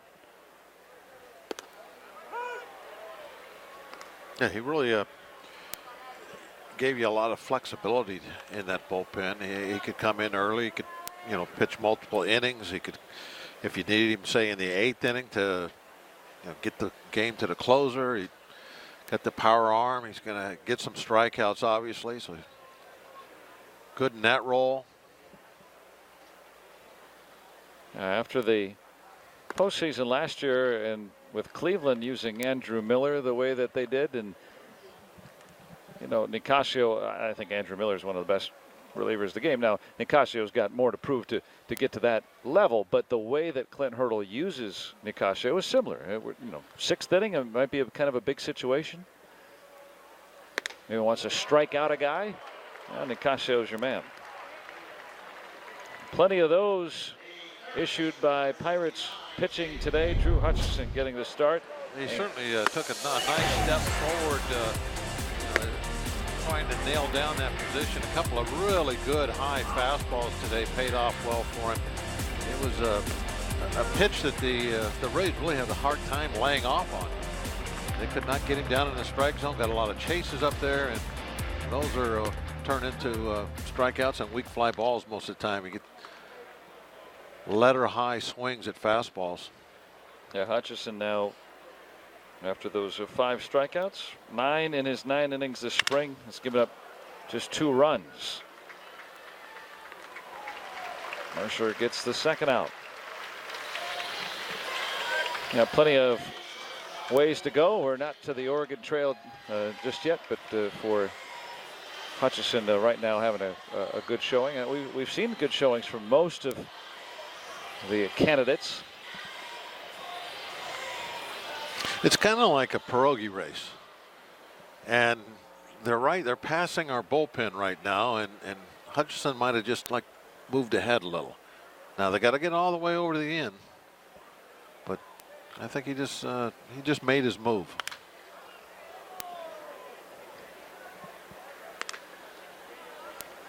Tim Beckham has walked and homered today. Where's number 1? He used to be, was once picked number 1 in the country.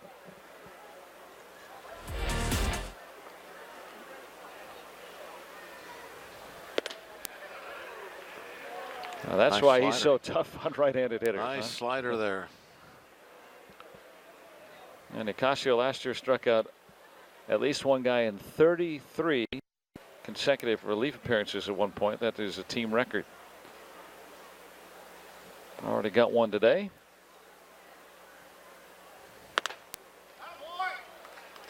He put that fastball right where Stewart asked for it. Gave him that high target up above the belt. That's where it was.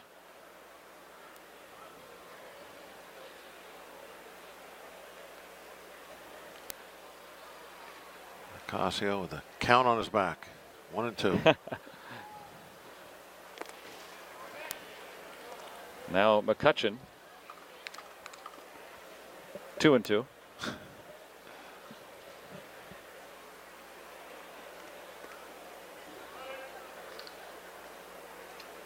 The best count is on Clint's back. 1 ball, 3 strikes.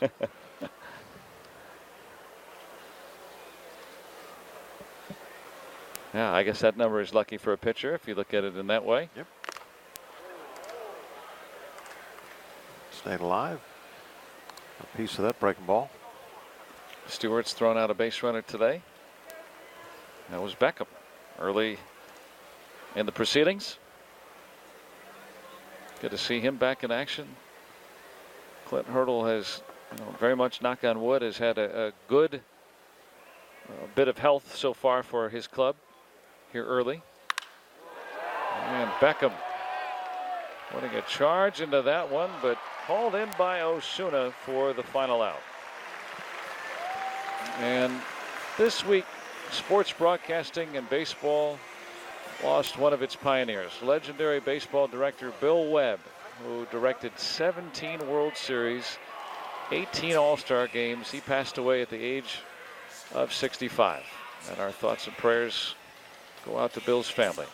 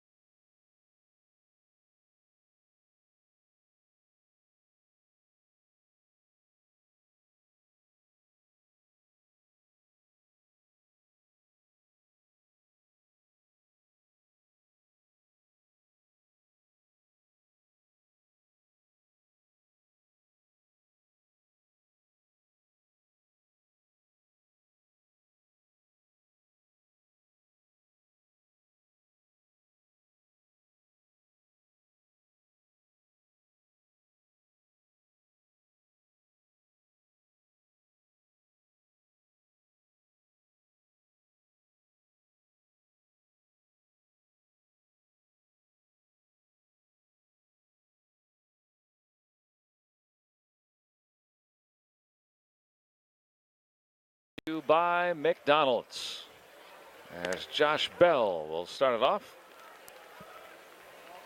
1-1 tie.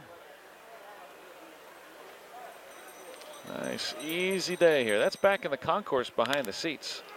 You can kind of take a break if you need it. And speaking of day, let's look at our day automotive. Great day from last season. Josh Bell, a memorable one.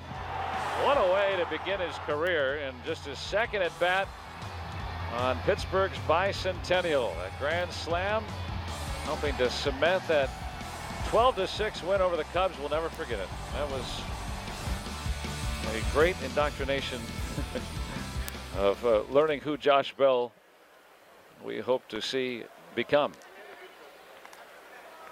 And not only a grand slam, but out of the park. Saw that ball got well over those stands above the Clemente wall. Just hopefully a glimpse of what's to come. Here's Gifton Gopay batting for David Freese.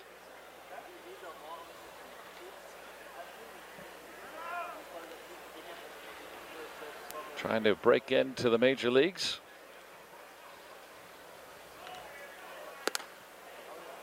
We talked about Drew Hutchison's strong outing today as he competes for a spot in the rotation. There are a number of guys that are trying to play the infield, some the outfield, or both. Maybe a spot or two available on the Pirates bench. Just missed. And Gopay can field like the best of them. Struggles with the bat, though.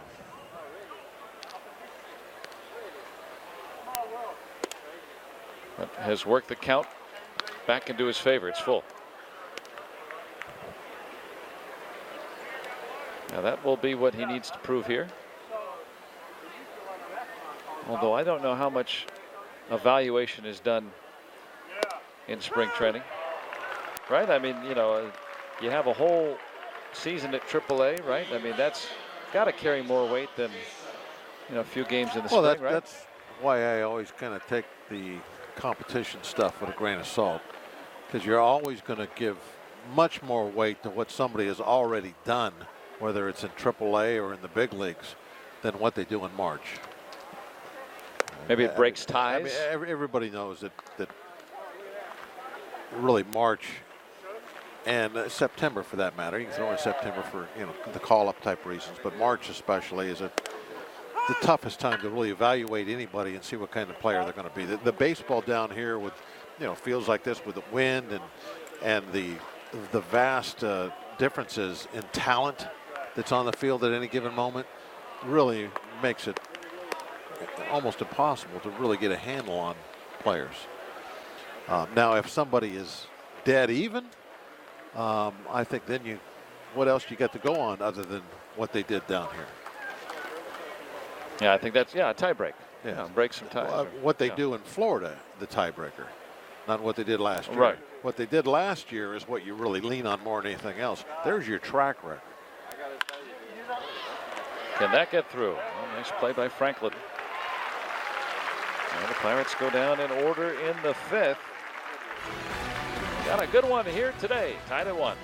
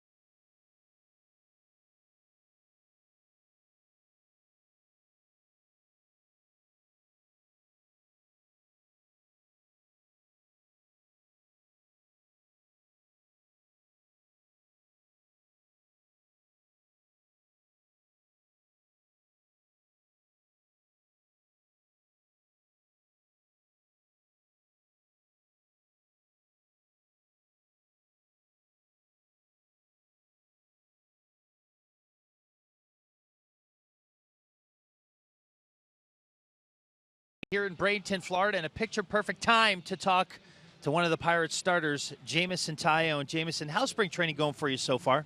It's been good. We're getting in the flow of things now. As a starting pitcher, I'm in the middle of my innings build-up, so I'm worked up to 3 innings, and we'll be building up until opening day. You threw a sim game today, and as part of that progression, you mentioned, to work your way up and build up your innings. What is the process like this season, knowing that you're going to have a spot in the rotation, Game 2 in Boston? Yeah, it's a little different. Years past, I had gotten cut from big league camp, so starters could get innings, guys could get competitive innings in games, and this year I'm one of the guys who needs the innings and is going to be getting the innings. So this year I can work on some things. You always want to compete and go into competition mode and get outs, but at the same time, knowing I have a spot, I've been able to kind of work in my change up a little bit more and go into games with a bit different of a mindset. Let's backtrack exactly 1 year ago in spring training. You didn't know where you were going to start your season, if you were going to make the big leagues, and here you are with a successful debut 1 year later. What have you learned about yourself just in the past season? Yeah, patience paid off, the work ethic paid off, all the work I did during the 2 years I was rehabbing paid off. But you got to stay hungry, you got to keep the foot on the gas pedal. But pleased with where I'm at. How about, you said pleased with where you're at right now. So talk about from the time when you were drafted to the time until now. What is this journey like, just given when you have whether you have a chance or not to reflect on your big league debut last year, just from the time you're drafted to big league debut, family coming in, what's this all like? Crazy. It's what you play for. Having the family involved in it was really cool. They all got to see my debut. It was a crazy journey, crazy path. I wouldn't trade it for anything. It's not how I envisioned it going when I got drafted out of high school, but I love where I'm at now, and I love the path I took. Nova, Cole, yourself, we know that for sure. Other couple spots yet to be determined as time goes on. What's it like having a guy like Nova back, being the quote-unquote veteran guy at 30 years of age? Yeah, he's great.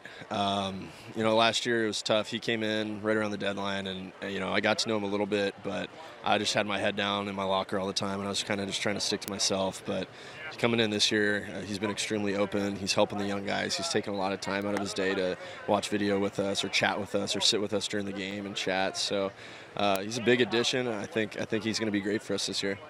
How about working with all the young guys? We talked about this with Josh Bell. We mentioned with Austin Meadows. A lot of you guys, you came up through the system together. This is not your first year playing together. Brault, Williams, Glasnow, all you guys.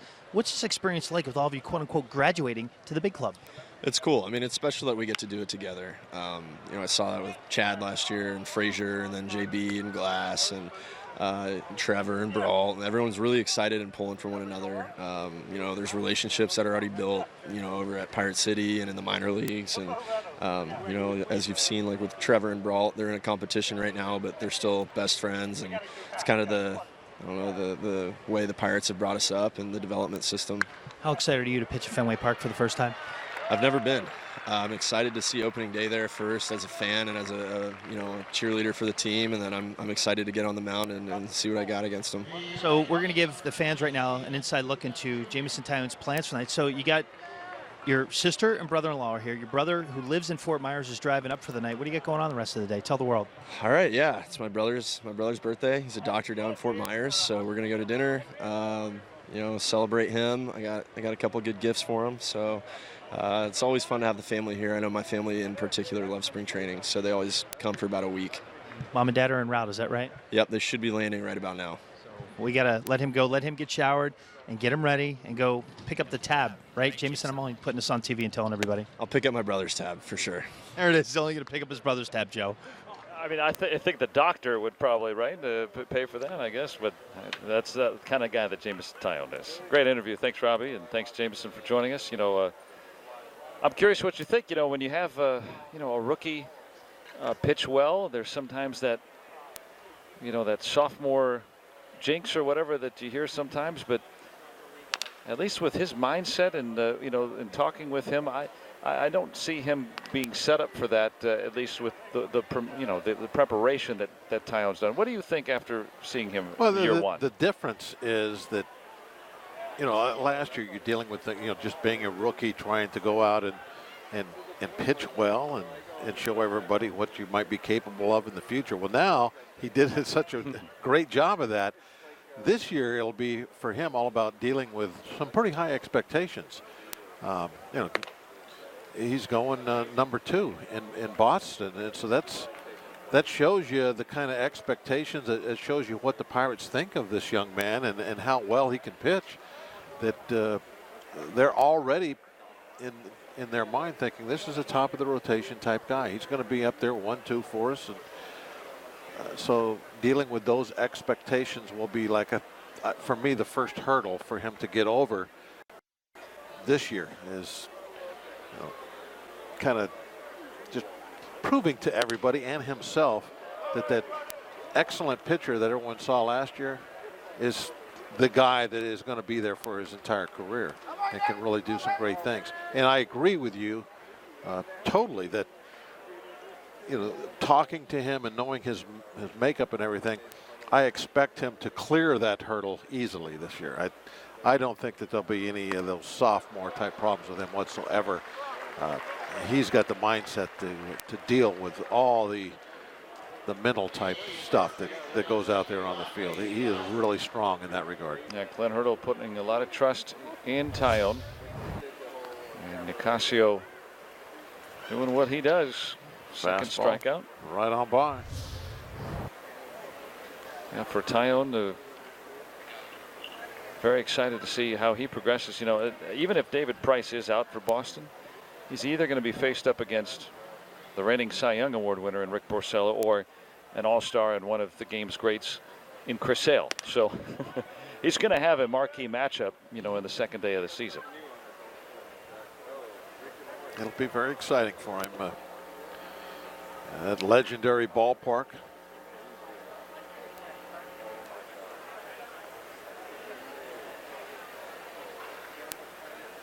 Now he could be in awe on day one, but he'll be having those shirt sleeves rolled up in the second one. That's to be sure. Gillespie holds it past Rocco Baldelli.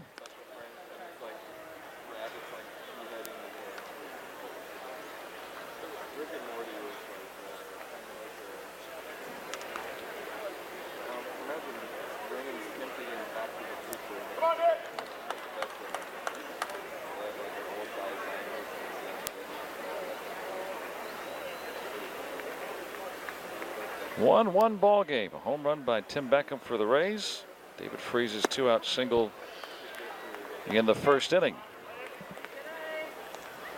Out at home for the Bucks, who have changed all their players now in the field. All the starters are out.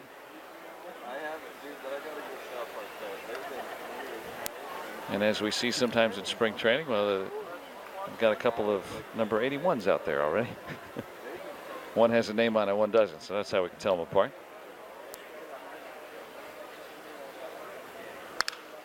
And nowadays in spring training, not uncommon to have the same number out there on the field at the same time. On the same team. Yeah, you get a lot of minor leaguers come over now, and it's not for an emergency if somebody gets hurt or anything. They're scheduled to go in at certain times. They will play. We've even seen some start over the last couple of years come over. And when you say minor leaguers, these, I mean, we have a lot of guys who have never played in the major leagues invited to camp, but these are guys that weren't even invited to camp. No, they're from, I call them minor leaguers because they're coming over from minor league camp, which is several miles in the distance. Over at Pirate City. It's kind of over there by where the steam is coming out of that Tropicana orange juice plant. Back then we used to watch. So that's Austin Meadows a is in long ways there. over there. Yeah, we'll see Meadows later on today at the plate. He, somebody we've heard so much about over the last couple of seasons. It's been fun to watch him play. Part of the Pirates' future. Franklin running. And Terdoslavich is over there in foul ground to retire it.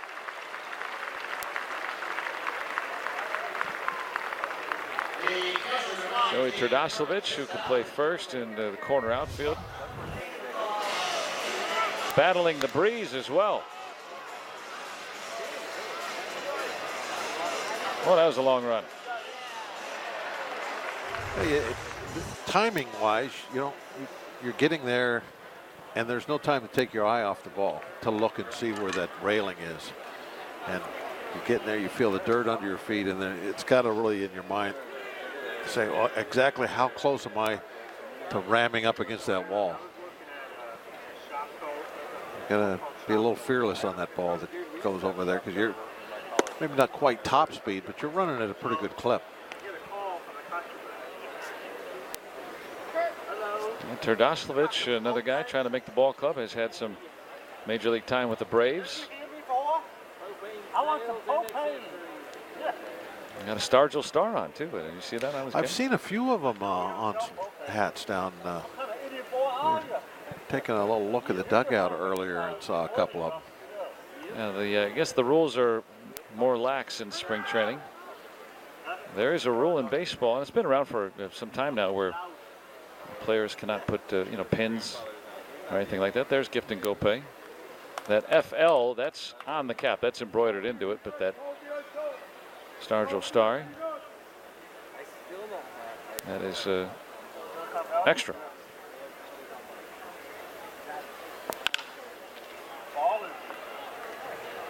And as featured, and Gope gets the final out. Leadoff man left stranded for the Rays. Pirates trying to crack this tie.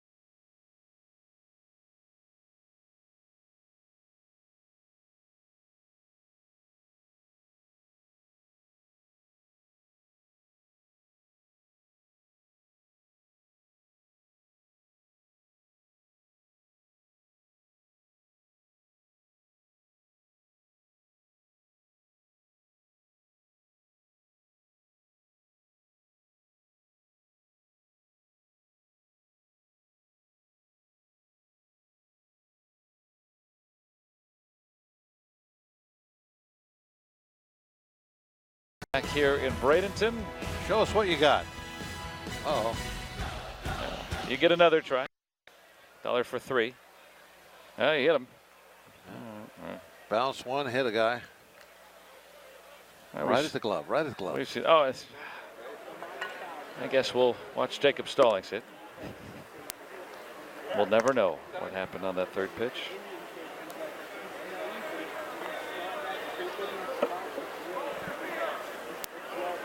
Stallings is first at bat. We've seen all the starters come out, and Robbie's got Jose Osuna.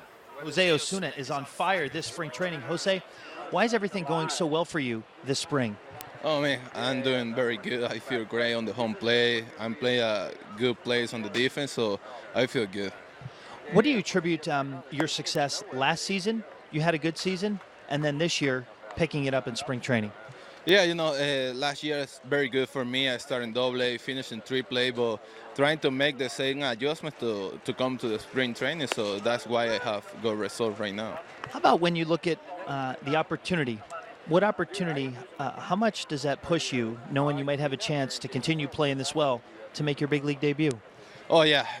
I'm trying every day to do a good job, coming every day with something to work, trying to be better every day, because that's the truth. I want to make the team. I think I have a good chance. If that doesn't happen, so I have to keep working in AAA to wait for that. How much do you learn from Josh Bell, John Jaso, working at first base?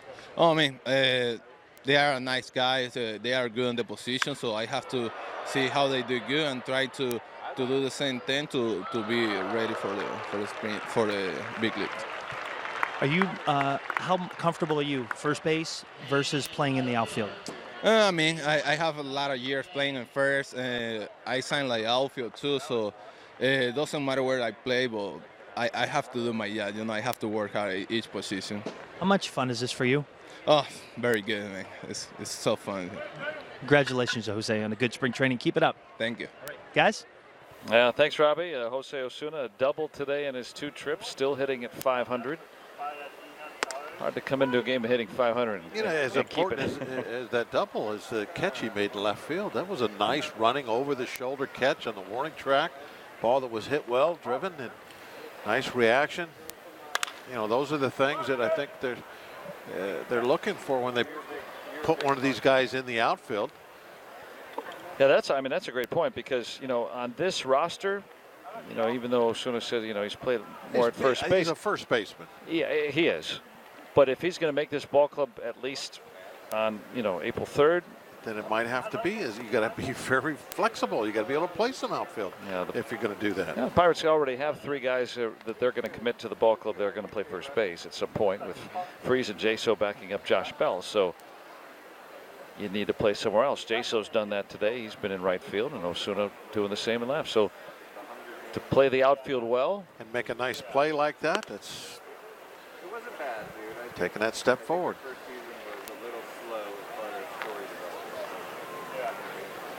Still a long shot, I think, but he's doing everything he can to make it happen. Austin Meadows is on deck. We'll see him today.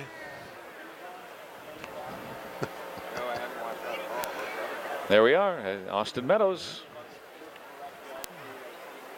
Seeing him right now. And we'll see him later as well when he comes up to bat. One of the top-rated prospects in the game. Justin Maffei. A lot of practice looking into the sun. Oh, yeah. It's Dairon Verona. He's native of Cuba. They got plenty of sun out there, right? He's a Ray. Hey, get access to all the Pirates home games in April and May after opening day with the Pirates Spring Ballpark Pass. That includes 26 home games. You get all the free shirts Saturdays, the Yankees game, the Fan Jam with Flo Rida. It's $159. So you get to decide when you want to go, and your tickets delivered via the MLB.com ballpark app. So if you want to find out more, go to pirates.com/springpass.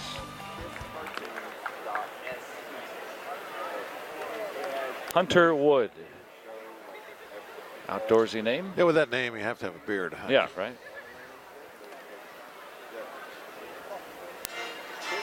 Austin Meadows. Perhaps a geographical reference to a beautiful area of Texas. I don't know if there's a lot of meadow. It's not a meadowy area, though. Yeah, a lot of sagebrush, right? Yeah, a little warm chaparral. Good barbecue, though. Good music. Got a place outside of town there called the Salt Lick. If you're ever down that way, you got to try it out. I haven't been, but David Freese lives there in the off season, so maybe you give him a tip. He knows about it. He lives there. No, okay. Meadows down on strikes, and Hunter Wood has held the Pirates hitless in his 2 1/3.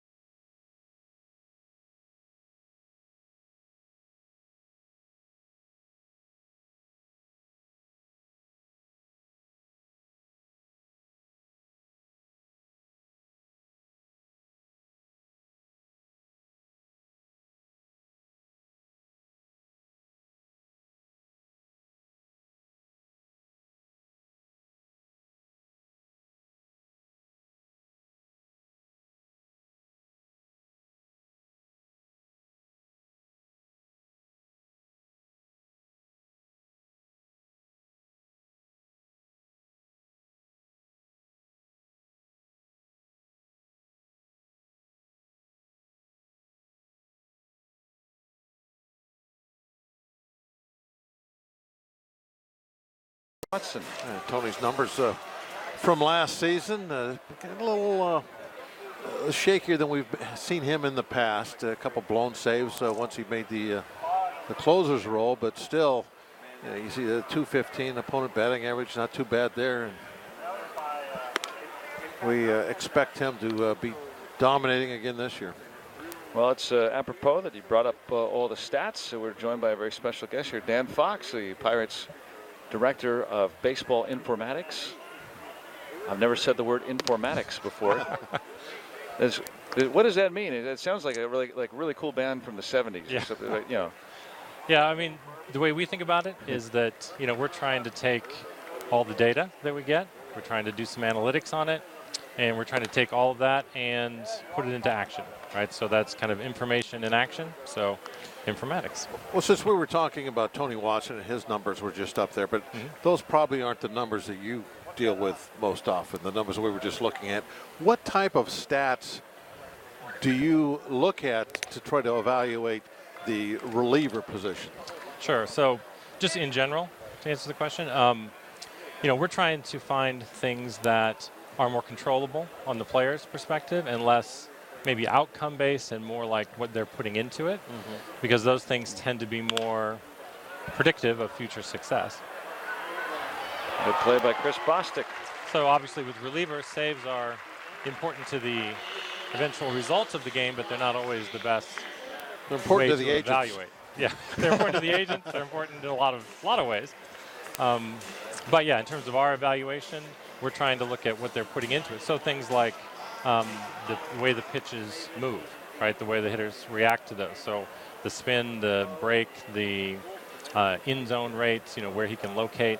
Those are the things that, eventually are going to hopefully lead to those good outcomes. So is this one of those things where through the years, scouts have looked at things, but they can only see so much because they're not at every single game, or maybe memory doesn't serve them right because, you see years and years of baseball. Maybe something changes over the year. Is this a way to kind of say, all right, now baseball can look at a guy and almost have no bias because the numbers are the numbers, right? Yeah, and in some ways that is certainly true. I mean, having the record of the game helps us kind of separate, the outcomes on the field with what the player is putting into it. It is amazing, though, how many times in talking with a scout or a coach, they're seeing, the same information, and most of the time that's borne out in the data that we get. It's just that scouts can't be everywhere. Like we say, things happen when our scouts are not in the park as well. And those things, if we can collect data on those and do some analysis, that will help, all of our lens get a little bit bigger so that we can, make better evaluations of our players, of players on other organizations. All of that comes into play. When you were talking about the reliever position, you mentioned things like spin. Is that the spin rate of the ball, or? Correct. Yeah. So with a system like the TrackMan radar system that we now have installed in this park, we're able to measure the spin that the pitcher imparts. The revolutions of the ball on the way home. Exactly. And that spin then, of course, plays out in different ways depending on the arm action, the way the ball is released, the kind of tilt, you could say. When they release it, it's going to make the ball do different things, but in general, spin rate is a pretty good proxy for the movement and the velocity, of course, that a guy can impart on the ball. So it's a revolutions per minute. Yes. Yeah, right. Yeah, exactly. Well, it's fascinating, all the numbers. Now, for a fan, we're trying to consume, all this information, and for you guys, you're consuming so much information, but how do you get it to folks so that they can understand it? Because, you can't just and I forgive my ignorance, I don't know. You can't just hand them an Excel spreadsheet and go, look at all this. Right. How do you? What do you? Yeah, is we it don't a nice printout or something? Want people to drink from the fire hose, right? So one of the things we really focused on this spring is taking lots of that information and putting it into a form where our staff can put it into action. We'll talk more with Dan Fox and stretch with him as well here in this 1-1 ballgame.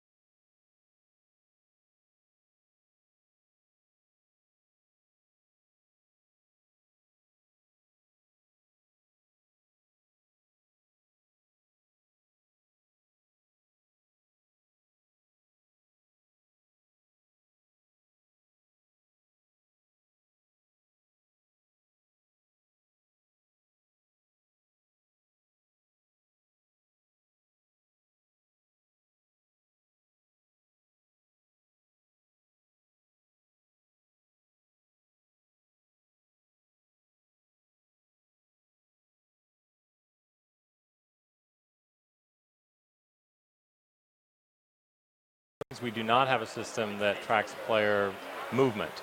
That is done at the major league level by the StatCast system, which is in all 30 parks. Now, how does that system work as far as figuring out whether you're a shortstop or a left field or whatever, of getting the break on the ball? I know you can do the reaction times. How does that work? It is a 6-camera system, so they are filming from different locations and then bringing all that video together to create a 3D representation of the field. And it's doing that. It's giving data, maybe 15 data points per second for every individual on the field. So over the course of a game, we might get 1 million different readings on everything that's happening on the field, and sometimes it does mess up. So every now and then, it tags the umpire, second base umpire, as the second baseman, or vice versa. So you know if the umpire got a good jump on the ball. Exactly, yeah. So by doing those 15, measurements per second, it can measure, the distance they've moved in a small fraction of a second. Yeah, so it knows that the moment the ball hits the bat, and everybody on the field from that, they're on the clock now as to when they move to react to that. Yep. And no longer having to guess who's got the good reactions. It's right there in black and white. Yep, and it'll measure their direction, so we can look at how efficient was the first movement, even if it was perhaps not as fast as some other guys. If you are moving in the right direction right away, or moving even prior to contact, right? Because you've read the swing, you've read something about the pitch is going to be called. Thrown off, speed pitch exactly. or not. Yep. I'm wondering how StatCast has helped you and helped the clubs, because for us, we're starting to see it more and more where we get to understand, some of those numbers and such. But how much has that helped you guys and added to, different things that you guys can break down? Yeah, obviously I can't speak for other clubs. I would like to know what everybody's doing. But, from our perspective, a lot of it is about personalizing the information that we get for the players. I mean, ultimately, Eric Weiss with a base hit. Ultimately, each player is an individual. And so having that kind of information helps us understand a kind of where his boundaries are, what he's good at, what he can maximize, and that helps us, helps the staff then give better, coaching follow-ups after the game, reviewing different plays. We're going to try to do a better job of implementing all of that kind of information into the kind of review process that we do. So, I was going to interrupt you, Bob. I'm sorry, but you, as a former player, I'm curious the reaction from players. Have they been more and more curious? I see a lot of guys, binders or iPads or whatever, and it looks like they're consuming information as they're trying to move up the runners here. Bostic will get the sacrifice, but I would imagine at first players were probably a little sheepish about, hey, what do you mean a report tells me I'm doing this or that, or whatever. No, I think I'm doing this. Have they been more and more receptive to this through the years? Well, I think just like with anybody, there's a spectrum of some players are not as interested, some players are. And ultimately, if there is information that is actionable and can help them improve, and we can help the coaching staff provide that, then players are generally receptive to that. I mean, they don't want to be feel like it's a big brother situation, but again, our goal is ultimately to use the information we have to help them on the field, put them in the best position. Here's a kind of an example of that a little bit. When it comes to averages, I think of myself personally like when I was more likely to say, throw a 2-0 slider than not. Mm-hmm. Now, there's, I'm sure, some kind of average how often I threw a 2-0 slider or whatever, or, a slider when I was behind the count. But the game scenario would change. I mean, I would never throw one in the first couple innings of a game. But if I happened to, and it would happen rarely, I would be in the 7th inning of a game. And now the tying run is, say, at first base or at second base, and I got a base open, whatever. Now I'm like, okay, well, now I got to make that pitch. How are the stats? I'm sure they are, and you can explain this. How deep do they go to represent that? So it's not just an average.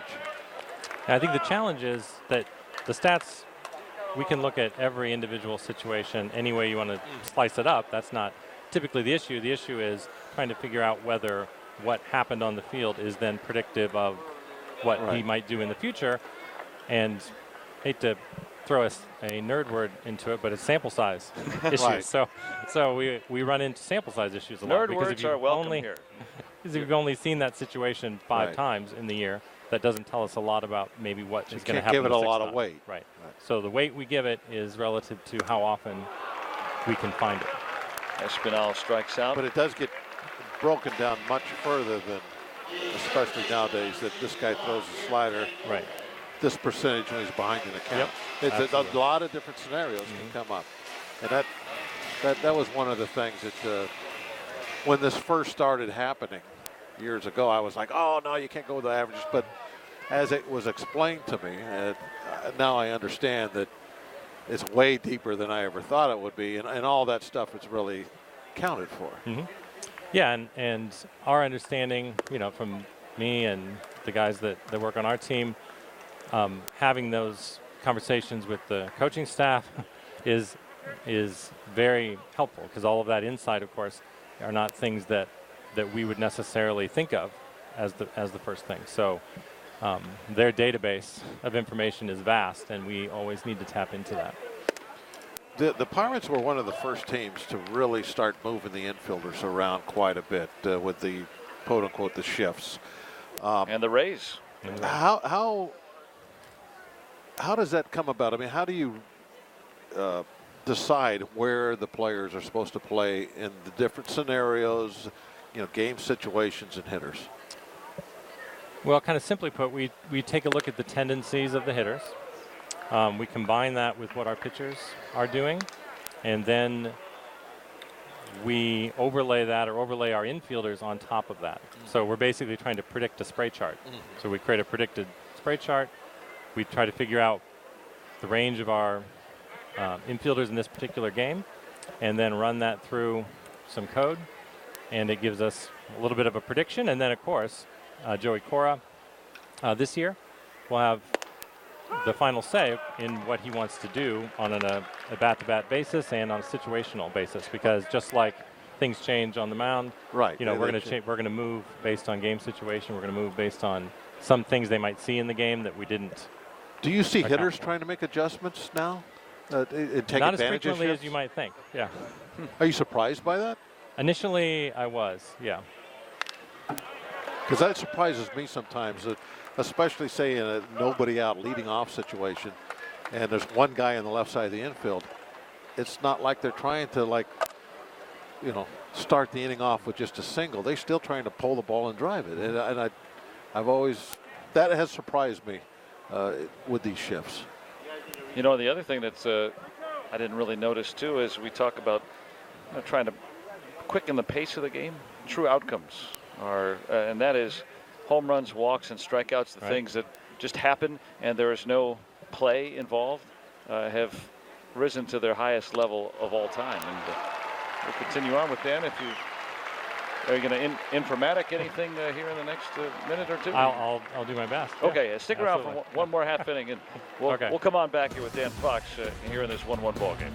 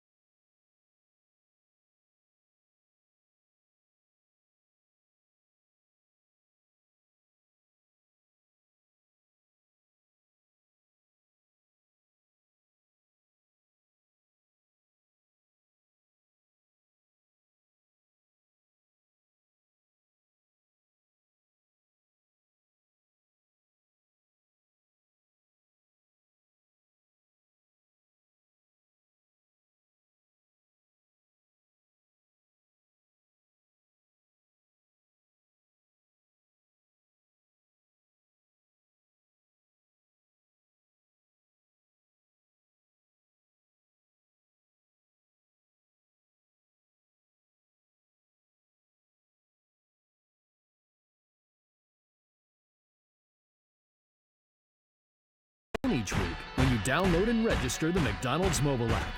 By Toyota, legendary safety and reliability. What drives you? Toyota, let's go places. And by UPMC, life-changing medicine. Let's go Bucks! Now the Parrot is still here, and glad you're with us here too. 1-1 ball game, good one. As we start the 8th from Bradenton. Sunshiny and breezy here today. And we're enjoying a great visit with Dan Fox, the Director of Baseball Informatics of the Pirates, learning about all the advanced statistics and kind of what he does and what the Pirates do with all this information. And you know, we were talking last inning about as Daniel Hudson comes on here, but we were talking last inning about, you know, home runs were up last year. They're almost higher than ever last year. Strikeouts continue to rise year after year, as Hudson would attest with his numbers from last year. But you know, guys are not putting the ball in play anymore. What kind of effect do you think that's having on the game? Is there a statistical analysis on something like that that can explain either why or what kind of effect it's having? Well, certainly things like the increasing velocity that you see from all organizations, especially out of the pen, has an impact on that. Obviously, things like the size and shape of the strike zone, as that evolves, can have an impact on how many called strikes you get, and then how many deep counts end up being run. Things like the impact of catchers who do a better job framing, right? So the ability to measure kind of the way a catcher can frame has led to, I think, more catchers being able to do that. Catchers have improved their ability to do it because it's something that there is some numbers behind it, even though it's also something that traditionally was also taught and was also valued. Has there ever been, I know you look at the catcher's framing. I was curious, and thinking back to the Brave days when Maddox and Glavine always seemed like they had the wide plate. Have the pitchers been looked at in that regard? Is there pitchers that get more calls on the edges? Yeah, no question. No matter who's catching. That pitchers who command the fastball do a better job of getting calls? Of getting calls, right? The less movement that's involved from the catcher's perspective, the easier it is to make that look like a strike. And when the get the quiet glove, right, that's much more likely to get called a strike. That makes a lot of sense. That would be the case. You know, the Pirates have gotten lauded, in my opinion, rightfully so, from an outsider perspective, and now inside the organization, I've thought very much the same thing. But you know, they've traveled with Mike Fitzgerald, who's now with Arizona, but you know, working with the ball club on a daily basis inside the clubhouse, there every day. Very much the interaction going on. Mike's gone now. Who's coming in? How does that relationship work? Because, like you said last inning, Dan, that you know, players are more and more receptive to this kind of stuff, and then they're feeling like it's helping them. So, how has that worked out with the Pirates, having someone travel like that? Oh, it's worked out extremely well, and we've been fortunate to have a guy like Mike in that role, and we wish him the best of luck most of the time as a Diamondback. All but 6 games a year, right? Exactly. And then we've been fortunate to have a guy who we already had as an analyst, Bob Cook, who's going to transition into that role this year, and he's going to bring a lot of intelligence and energy. He's a former college pitcher, coach, data analytics degree. So he is raring to go, and I think he's gonna help us tremendously. So it's not just, you know, being a nerd; it's being a baseball nerd. That's exactly right. I kid about it, but I'm fascinated by all this stuff because, you know, the theory is that you know, like, what's your office like? I mean, do you have like a big supercomputer there, or you know, like there's a curtain? One of the offices with no windows. Yeah. No, we are fortunate to have a data architect, Josh Smith, who is the guy who brings together all of the information that we get. So all that StatCast information, all of the information from minor league games across the country every day. He is our guy who is in charge of making sure all of that runs smoothly, and so we couldn't do a lot of this without his ability to make it available for us, and he does a great job in that. Is it like the CIA in there? Yeah. Like, I mean, is it, you know, I mean, I think, and especially with what happened with a couple of the other teams snooping and getting into everyone's other business, not the Pirates, other teams. But, I mean, you're trying to win ball games. This is security big has time got to become stuff, a very right? big issue for you guys. Yeah. Yeah, I mean, to a certain extent, all teams have similar information. So what we do with the information and, more importantly, how we communicate it is really the separator. So I would say the communication part of it is even more important because we can have all the ideas and theories we want, but if we can't communicate it and we can't put it into action on the field, then it's not going to ultimately matter at all. So having that piece, so Clint's leadership in that is absolutely instrumental. It's a daily communication. It's a daily thing. And I know that. I mean, you guys would have to have input not only on shifts and all that stuff, but there's, I'm sure, suggestions on, well, this guy maybe should be hitting a little lower or higher, that sort of thing. Things like matchups, right? Yeah. So who we're going to face that night and how they might match up with the guys opposing that we pitcher. have. Absolutely. So that stuff has to get to Clint early so that he can make those decisions for the lineup. Yep. Out to Espinal. And that breeze got him. And the other thing we try to do is align a lot of what we're doing at the major league level with how we do things in the minor leagues as well. So as players come through the progression, they've seen similar things in terms of the advanced work and positioning and some other things. So we have an analyst, Andrew Gibson, who works on the player development side, who is extremely good at trying to communicate those ideas through the coordinators, through the staff there, so that we can be on the same page throughout the organization. It's not just things that we do here, but we do everywhere.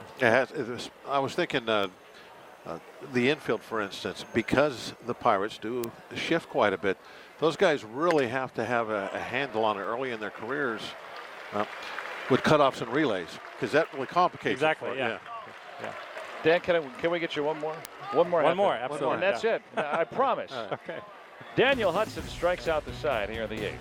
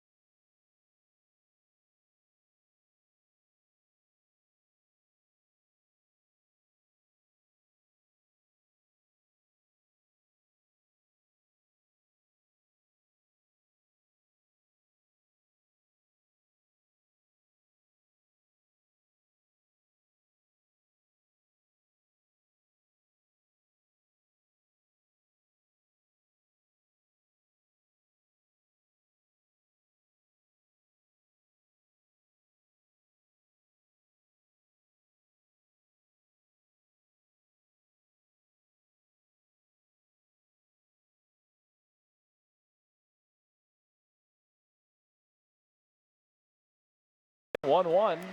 Pirates and Rays here from Bradenton. Thanks for checking in with us. We've had a very informative conversation with Dan Fox, who will join us here in the last half inning. Dan, right there at the end, we were talking about the differences nowadays for guys, infielders in particular, in the cutoffs and relays.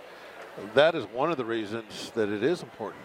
This is the same all through the minor leagues. Is that correct? Yep, absolutely. So just the other day out here in early work, that was the focus for the infielders, was just cutoffs and relays in shifted positions. And so they ran through a lot of different scenarios, and it was pretty impressive. Hey, guys have been doing their cutoffs and relays pretty much the same since middle school, high school. You know, everybody knows where you're supposed to, where the shortstop's supposed to be, except when you're in the shift, and that's something that they really do have to practice. I saw that, and I thought, wow, I mean, that's a great thing that they're doing. Yep. Dan, you know, how did you get into this? I mean, not specifically with the Pirates, but this field, because it didn't exist, what, 15 years ago or whatever, I mean, or very limitedly at least. Right, yeah, I'm a computer scientist by training and had worked at various places, always had an interest in baseball, and once baseball data became more accessible, I started doing some of my own kind of analysis, started working within the community, sort of the Fangraphs, Baseball Prospectus type places. And that was around the time, 2008, when Neil was hired here and wanted to put some systematic things in place. And so I was fortunate to be in the right place at the right time. He's a pretty progressive general manager in that regard. Yes. I would have to think that no he question. really appreciates what you guys do. Yep, and he can ask some very difficult questions. So that's always a good thing to keep us going. So yeah. Well, that is good. And you can definitely see the results. Out there. We talk probably more about the shifting than anything else, but all around baseball, you hear people when they talk about the improved play of the Pirates. It seems like the way they play defense, the shifting. That always comes up in the conversation as being one of the reasons for the improvement. It's something I guess small markets really they have to be good at, right? Right, and it's more like it's more a situation where those sort of advancements are things that we have to keep replicating, because once this becomes commonplace, then of course we have to keep doing it because it's effective, but it doesn't create as much differential, run differential. Yeah, once everyone starts doing it, you lose that edge. You lose the edge, and so you've got to look in other places. Still do it better than everybody else and keep advancing. Right, you need to keep advancing that and then look at other avenues. So saying that, then there's probably a lot of things you and your staff talk about, like what else can we do? Is that correct? That is absolutely correct. None of which we will talk about today. No. No, that's that's absolutely that's under lock and key. That's encrypted somewhere, I'm sure. How big a staff the Pirates have? I mean, is it a couple of guys? Is it 15 guys? What? So I mentioned Josh and Andrew Gibson. I mentioned Bob Cook. We have a developer in Pittsburgh, Brian Hulick, which helps with our software development that we do. We have an analyst here, Stuart Wallace, who works on the performance side. And we have a bevy of interns who help us out. So we get interns from places like Carnegie Mellon to come in for the summer and really help us on the day-to-day operations as well. What about rehabbing guys off injuries? This kind of stuff can help that too, also. Oh, absolutely, yeah. The information, the data related to that. We also have a fellowship position. Aaron Razum is going to be around the big league team this year, and he's done a great job of helping us with things like the iPads that you see in the dugout with our coaching staff. But you have baselines for performance for guys, so when they're coming back. Right, you can compare that to where they especially like we were talking about very early, the spin rates on somebody's slide or something. You know. Things like release points are big in that. Release points, velocity, spin rates, and just the movement, general movement that they impart on the pitch. And the arm angle. What was it? Oh, he's over the top, or he's 3/4. He's low 3/4. He's side arm. I mean, you're kind of guessing. And right now it's how do you remember? 6.1 feet, or he's 5.96 feet, or he's. Everybody in the old days had a different opinion as to what 3/4 is. Like you asked me yesterday on the radio, do you think Chad has dropped down a little bit? And I'm like, I don't know, maybe a little bit, but Dan, you would know from game to game whether he's dropping down a little bit because the system is in place. And in fact, we get a lot of that information too. I mean, baseball shares some of that with all the sites that are out there. If not in real time, we can sometimes go back after the game or the next day and acquire that information ourselves. And you mentioned Baseball Prospectus and Fangraphs, and there's many other sites as well, as Darren Willman's done some great work as well with his Baseball Savant, now part of Baseball Site. So, these sites are fantastic because now we're able to consume this. If we're so inclined to go into detail, we can prove this information too. So I think it's great that baseball has shared a lot of this so that we can understand the game better too, because I've been amazed at how the numbers, the analytics, the quantitative consumption of everything can help us understand the game better. And by us, I mean, guys that didn't play like me, and then guys that did play, you could understand what you were doing out there even better too. It's fascinating stuff. I still don't know what I was doing. But baseball is a sport. It's kind of made for this kind of thing, isn't it? Yeah, the information, the way the game is set up, the number of reps, the sample size that we can get on things, baseball is very well suited to collecting information and trying to find patterns. So, yeah, that is a good part of it. I think, that PitchFX, the initial tracking system that was used by Major League Baseball, PitchFX, when that came online, 2007 World Series-ish, I think, 2008, then that started a whole new revolution in the way that we can look at the game. And I think, like you said, it was wise to let that information flow to the public because it has created a whole community around that. And I think it is interesting for a lot of people. So another way of looking at the game. Yeah, the fans at home can see, wow, this so-and-so's fastball is 2 miles an hour slower tonight. And there's so much information on the screen, the strike zone, and it's changed the way people watch the game. Well, the nerds versus baseballers, right? This is the #1 debate right here, right? The sack bunt. I don't know if it's the #1 debate, but it is a debate. It's okay. Top 50. No, but it's a big one up there. Is the sack bunt any good? It is more situational than typically people. It's not a this or that, right? It's not a yes just like or no. everything in life, right? It is. There's a lot more variation to it about making a good decision about when you might do that. So it depends on who's pitching, who's on deck. A lot of stuff. Game goes situation on. Is it 1 run? Is it what's the score? What's the outs? Who's the hitter? Who's up next? Extra innings, not. Is there anyone left in their bullpen? Yeah. There's so many different things that can move into that. Well, let's look at this. Okay, you don't have your computer, you don't have your staff with you. No, but I know. So 8th inning tie game, right?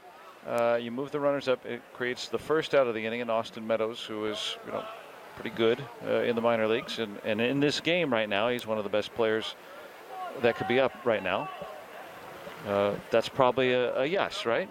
It's also create a situation where the infield is in, right? So that increases your hit probability.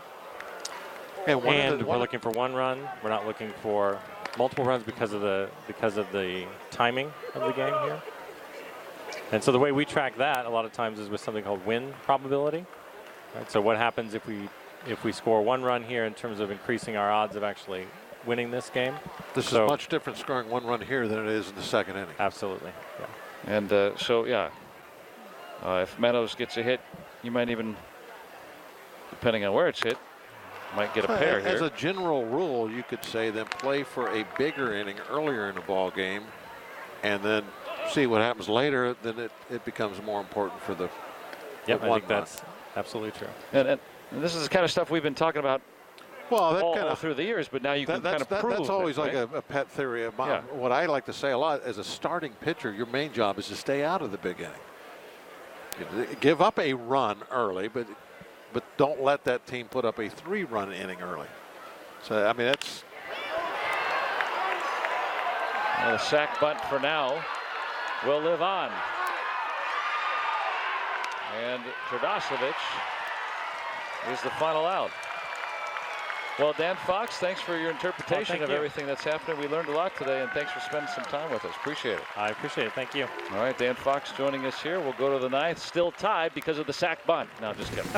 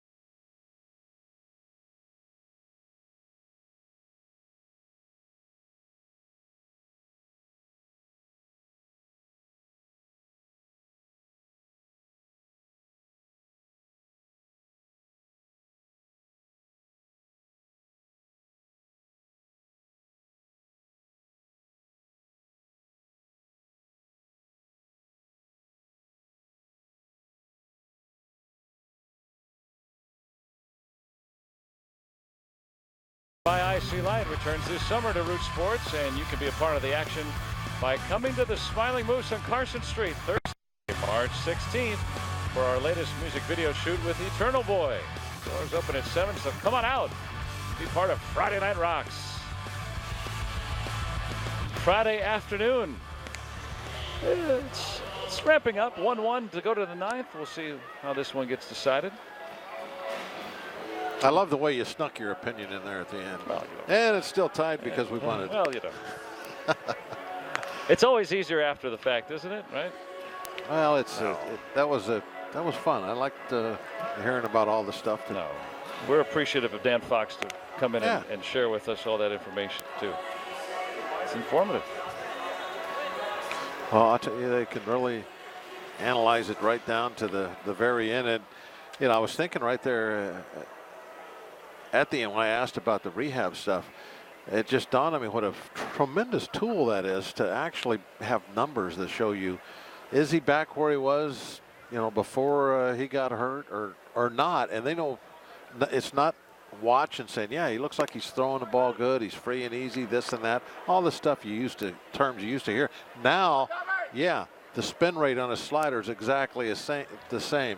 His release point is where it was before he hurt his arm. All that stuff they know. There's no more guessing, or they're just looking out there and taking somebody's opinion one way or another. And for injury prevention too. I mean, you can maybe notice that you're not doing something that you're used to doing, and even though the results may continue. Maybe the answer to why, the answer to come up with a way to prevent all these Tommy John injuries, all the ligament strains. Maybe that someday they'll figure that out, through analyzing the numbers. That's a great point. As to why that happens. Great mystery, and more information can't be bad. Dan Fox and his staff doing so much to try to give the Pirates that edge and interpret things. And the other thing I took from that really good interview is Verona will sky to right for the first down. But how, even though all this new information, sometimes all it's doing is proving the old baseball way. What you always thought. Yeah, and sometimes it changes the way we've thought. So not everything is done new, but sometimes it tells you, yeah, that is the right thing to do, and here's facts. Yeah, when we first started talking about all this stuff years ago, I was kind of like, yeah, okay. But then every now and then something would come up that would say, hey, the way I thought about it was right all the time. I like this stuff. Yeah. But that's part of it, And sometimes things go the other way. That that's totally against what I always thought was correct. But if you have an open mind, it teaches you, well, maybe you got to rethink this a little. And that's why I was curious to hear what Dan said, and he said that players are more receptive to it as the years go on, especially as they come up now through the minor league systems, and even other teams are using that. More and more guys have probably come through and have been part of that their whole careers.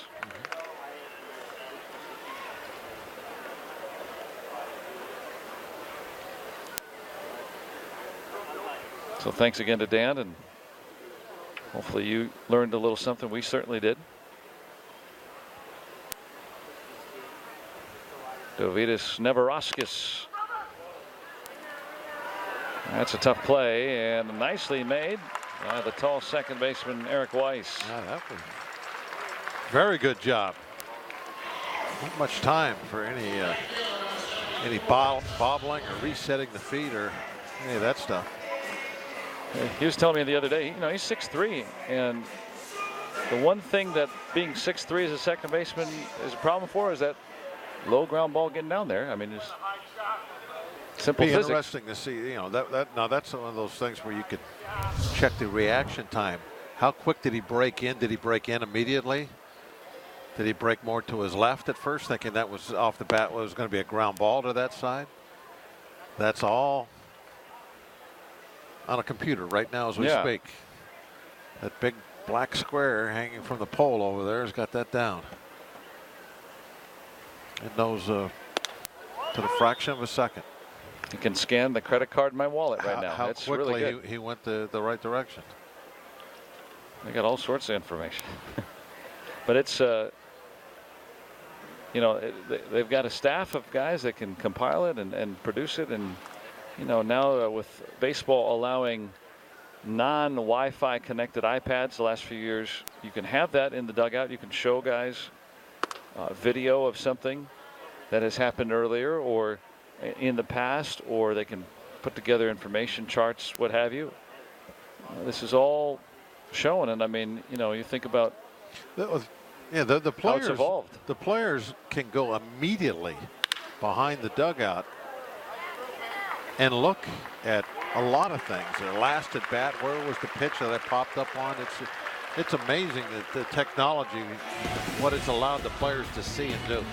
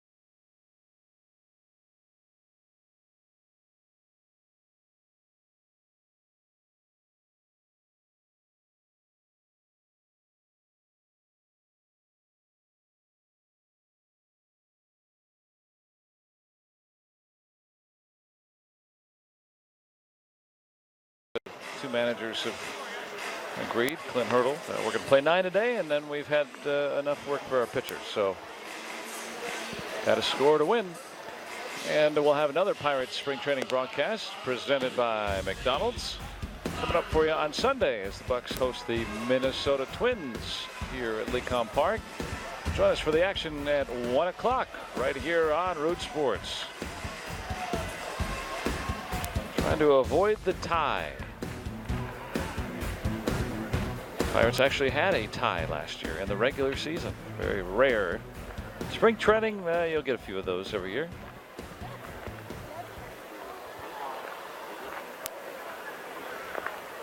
Connor Joe will lead it off. Pinch hitting for the pitcher Neverauskas.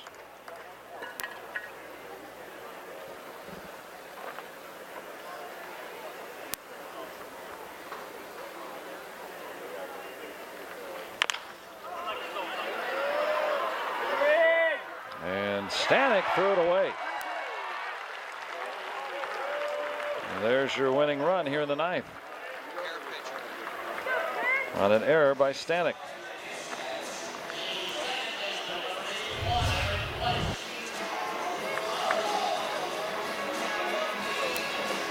Dropped down on that. Went through sidearm.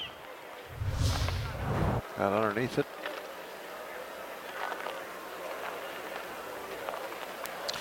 Watching that replay, though, I think it still looked catchable. Yeah, a lot of the guys in this game have no major league experience, so I wonder if that is something that's tracked. How high over the bag was that baseball? Well, if we don't know about it, I don't think we ever will. You can see how, you know, how good is the first baseman about going up and getting those balls that are thrown borderline high.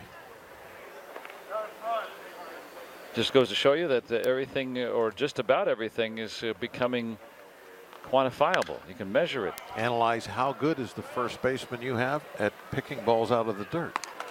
Got to be a way to do that. They're probably already doing it. That might be one of the things that's encrypted. In their windowless offices. Well, Dan's office is windowless. It makes sense. It's right next to Greg Johnson's, right in the middle of the building. Well, now, you know, I didn't tough to get any electronic eavesdropping when they're in the middle of the building. Yeah. Like that. Fortress. Well, there's something, and then we didn't have time to ask Dan about it because we could have had him on all 9 innings and never got to everything. But there's something that Tom Tango invented. It's who now works with baseball, but the run frequency matrix and the run expectancy matrix, and what those two things are. For instance, you have a runner at first, nobody out.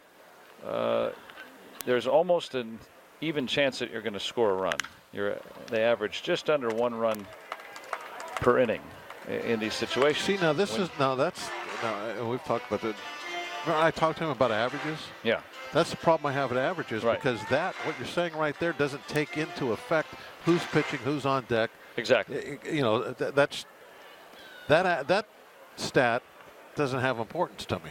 But that's what I wanted to ask him, is how much weight can you know, and you pretty much got that question, but I was going to add on another layer, like, you know, can you take much stock in that? Well, yeah, right. What if you got... If Chapman's on the mound, I don't think it's an even chance you're going to score a run. Against the bottom of the order or what? Yeah, right. See, those are the things I think that general average doesn't take into consideration what's happening at that particular moment on the field. But can you get, but if you use it as a guideline, does that have any usage for you? On average, you're probably going to, you know, just about even money, you're going to get the run home. Well, if you got a guy pitching with an ERA as a right, close, like close to 6, then it's probably better than even. It depends on who's hitting. You know, those are the things that averages like that are too general for me to really like. But what about how many sliders does a guy throw when he's behind in the count? That's why I brought that example up, because there's so many other things that affects that besides just what's the average number. Just to play devil's advocate, okay, I'm not disagreeing with you, but what's a batting average? Exactly, or an on-base percentage. It means nothing. So I've said that for years. When a guy comes up that's, you know, hitting 250 against the Brewers this year, big deal. No, but I'm what saying does that mean? overall, Nothing. It's meaningless. his overall batting average. It's meaningless. Well, you know, you could say, well, all right, well, Chris Bostic, overall batting average is, let's just say 250. But if he's hitting 370 with runners on base against left-handed pitching, that I think, or 370 against a particular pitcher that's out there, that I think is much more indicative as to what might happen in that particular at bat than the fact that he's hitting 250 overall for the season. But then you might have a smaller sample size. So how good is that information? I'm curious about all this stuff. You know. Well, it depends. Is a small sample size 2 at bats or 20? 12? Yeah, right. Yeah. Then once you get up to a dozen at bats, I'm starting to think, okay, you're getting a trend here. Yeah. He's got a handle on this guy. He's going to get a hit here, or he's got a 50% chance of getting a hit here. Yeah. Well, based on that, the matrix or the matrices, I guess, that Tom Tango put together was, you know, decades worth of, or a decade worth of data or something like that. So in my opinion, the average as a guideline is helpful, but clearly what you're saying too has a lot of merit because things change. And so you use it as a guideline and then branch off from one way or the other. The guy's batting average gives you what he does all year, but hey, in this situation, it doesn't show you what he's more likely to do in this moment. Right. So you have to add another layer to it. And I think people are getting more into that. I mean, we show more graphics, I think, about what so-and-so is hitting off of this reliever in these scenarios. Like if it's late in the game and somebody's coming, we'll show, okay, he's got 12 at-bats off this guy in the last 2 years, and this is his batting average against him. Yeah. Instead of saying, okay, this guy's hitting 250 for the season, which really doesn't mean anything. Right. Is he hot right now? Is he hitting exactly 400 in his last 10 games, or is he hitting 040? That is a good point. Runner goes, but it's ball 4. And Bostic works a walk and pushes that winning run into scoring position here with 1 out. That's a great point. That really may be way more important than anything else when it comes to how likely somebody is to get a hit in a certain scenario. If he's in the groove and feeling it like Osuna is right now, then that I think is much more important than what Osuna's lifetime batting average is going into spring training here. He's hot right now. He's seeing the ball great. I mean, he's in the zone, and what he has done in the last week is more indicative as to what he's going to do tomorrow than the broader averages that he's put together throughout his career. Well, now the odds just went up. Second and third with 1 out.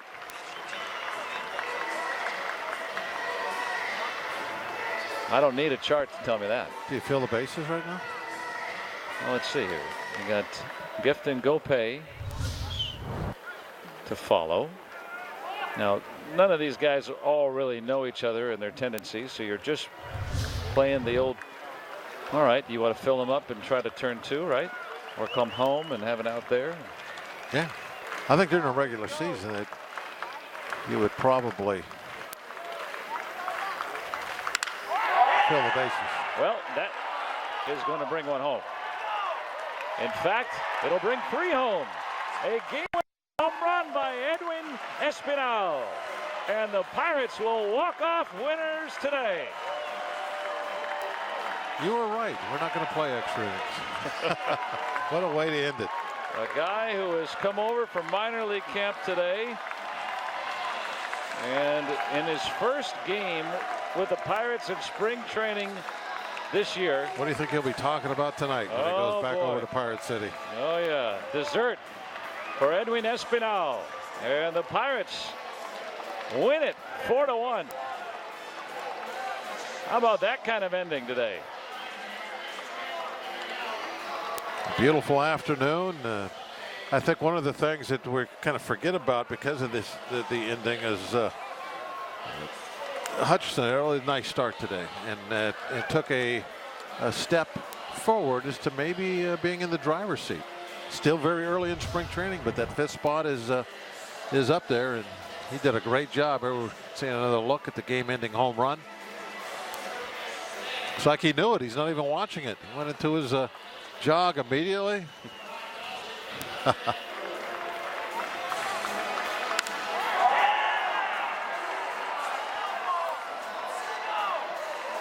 Certainly deep enough to get 1 in.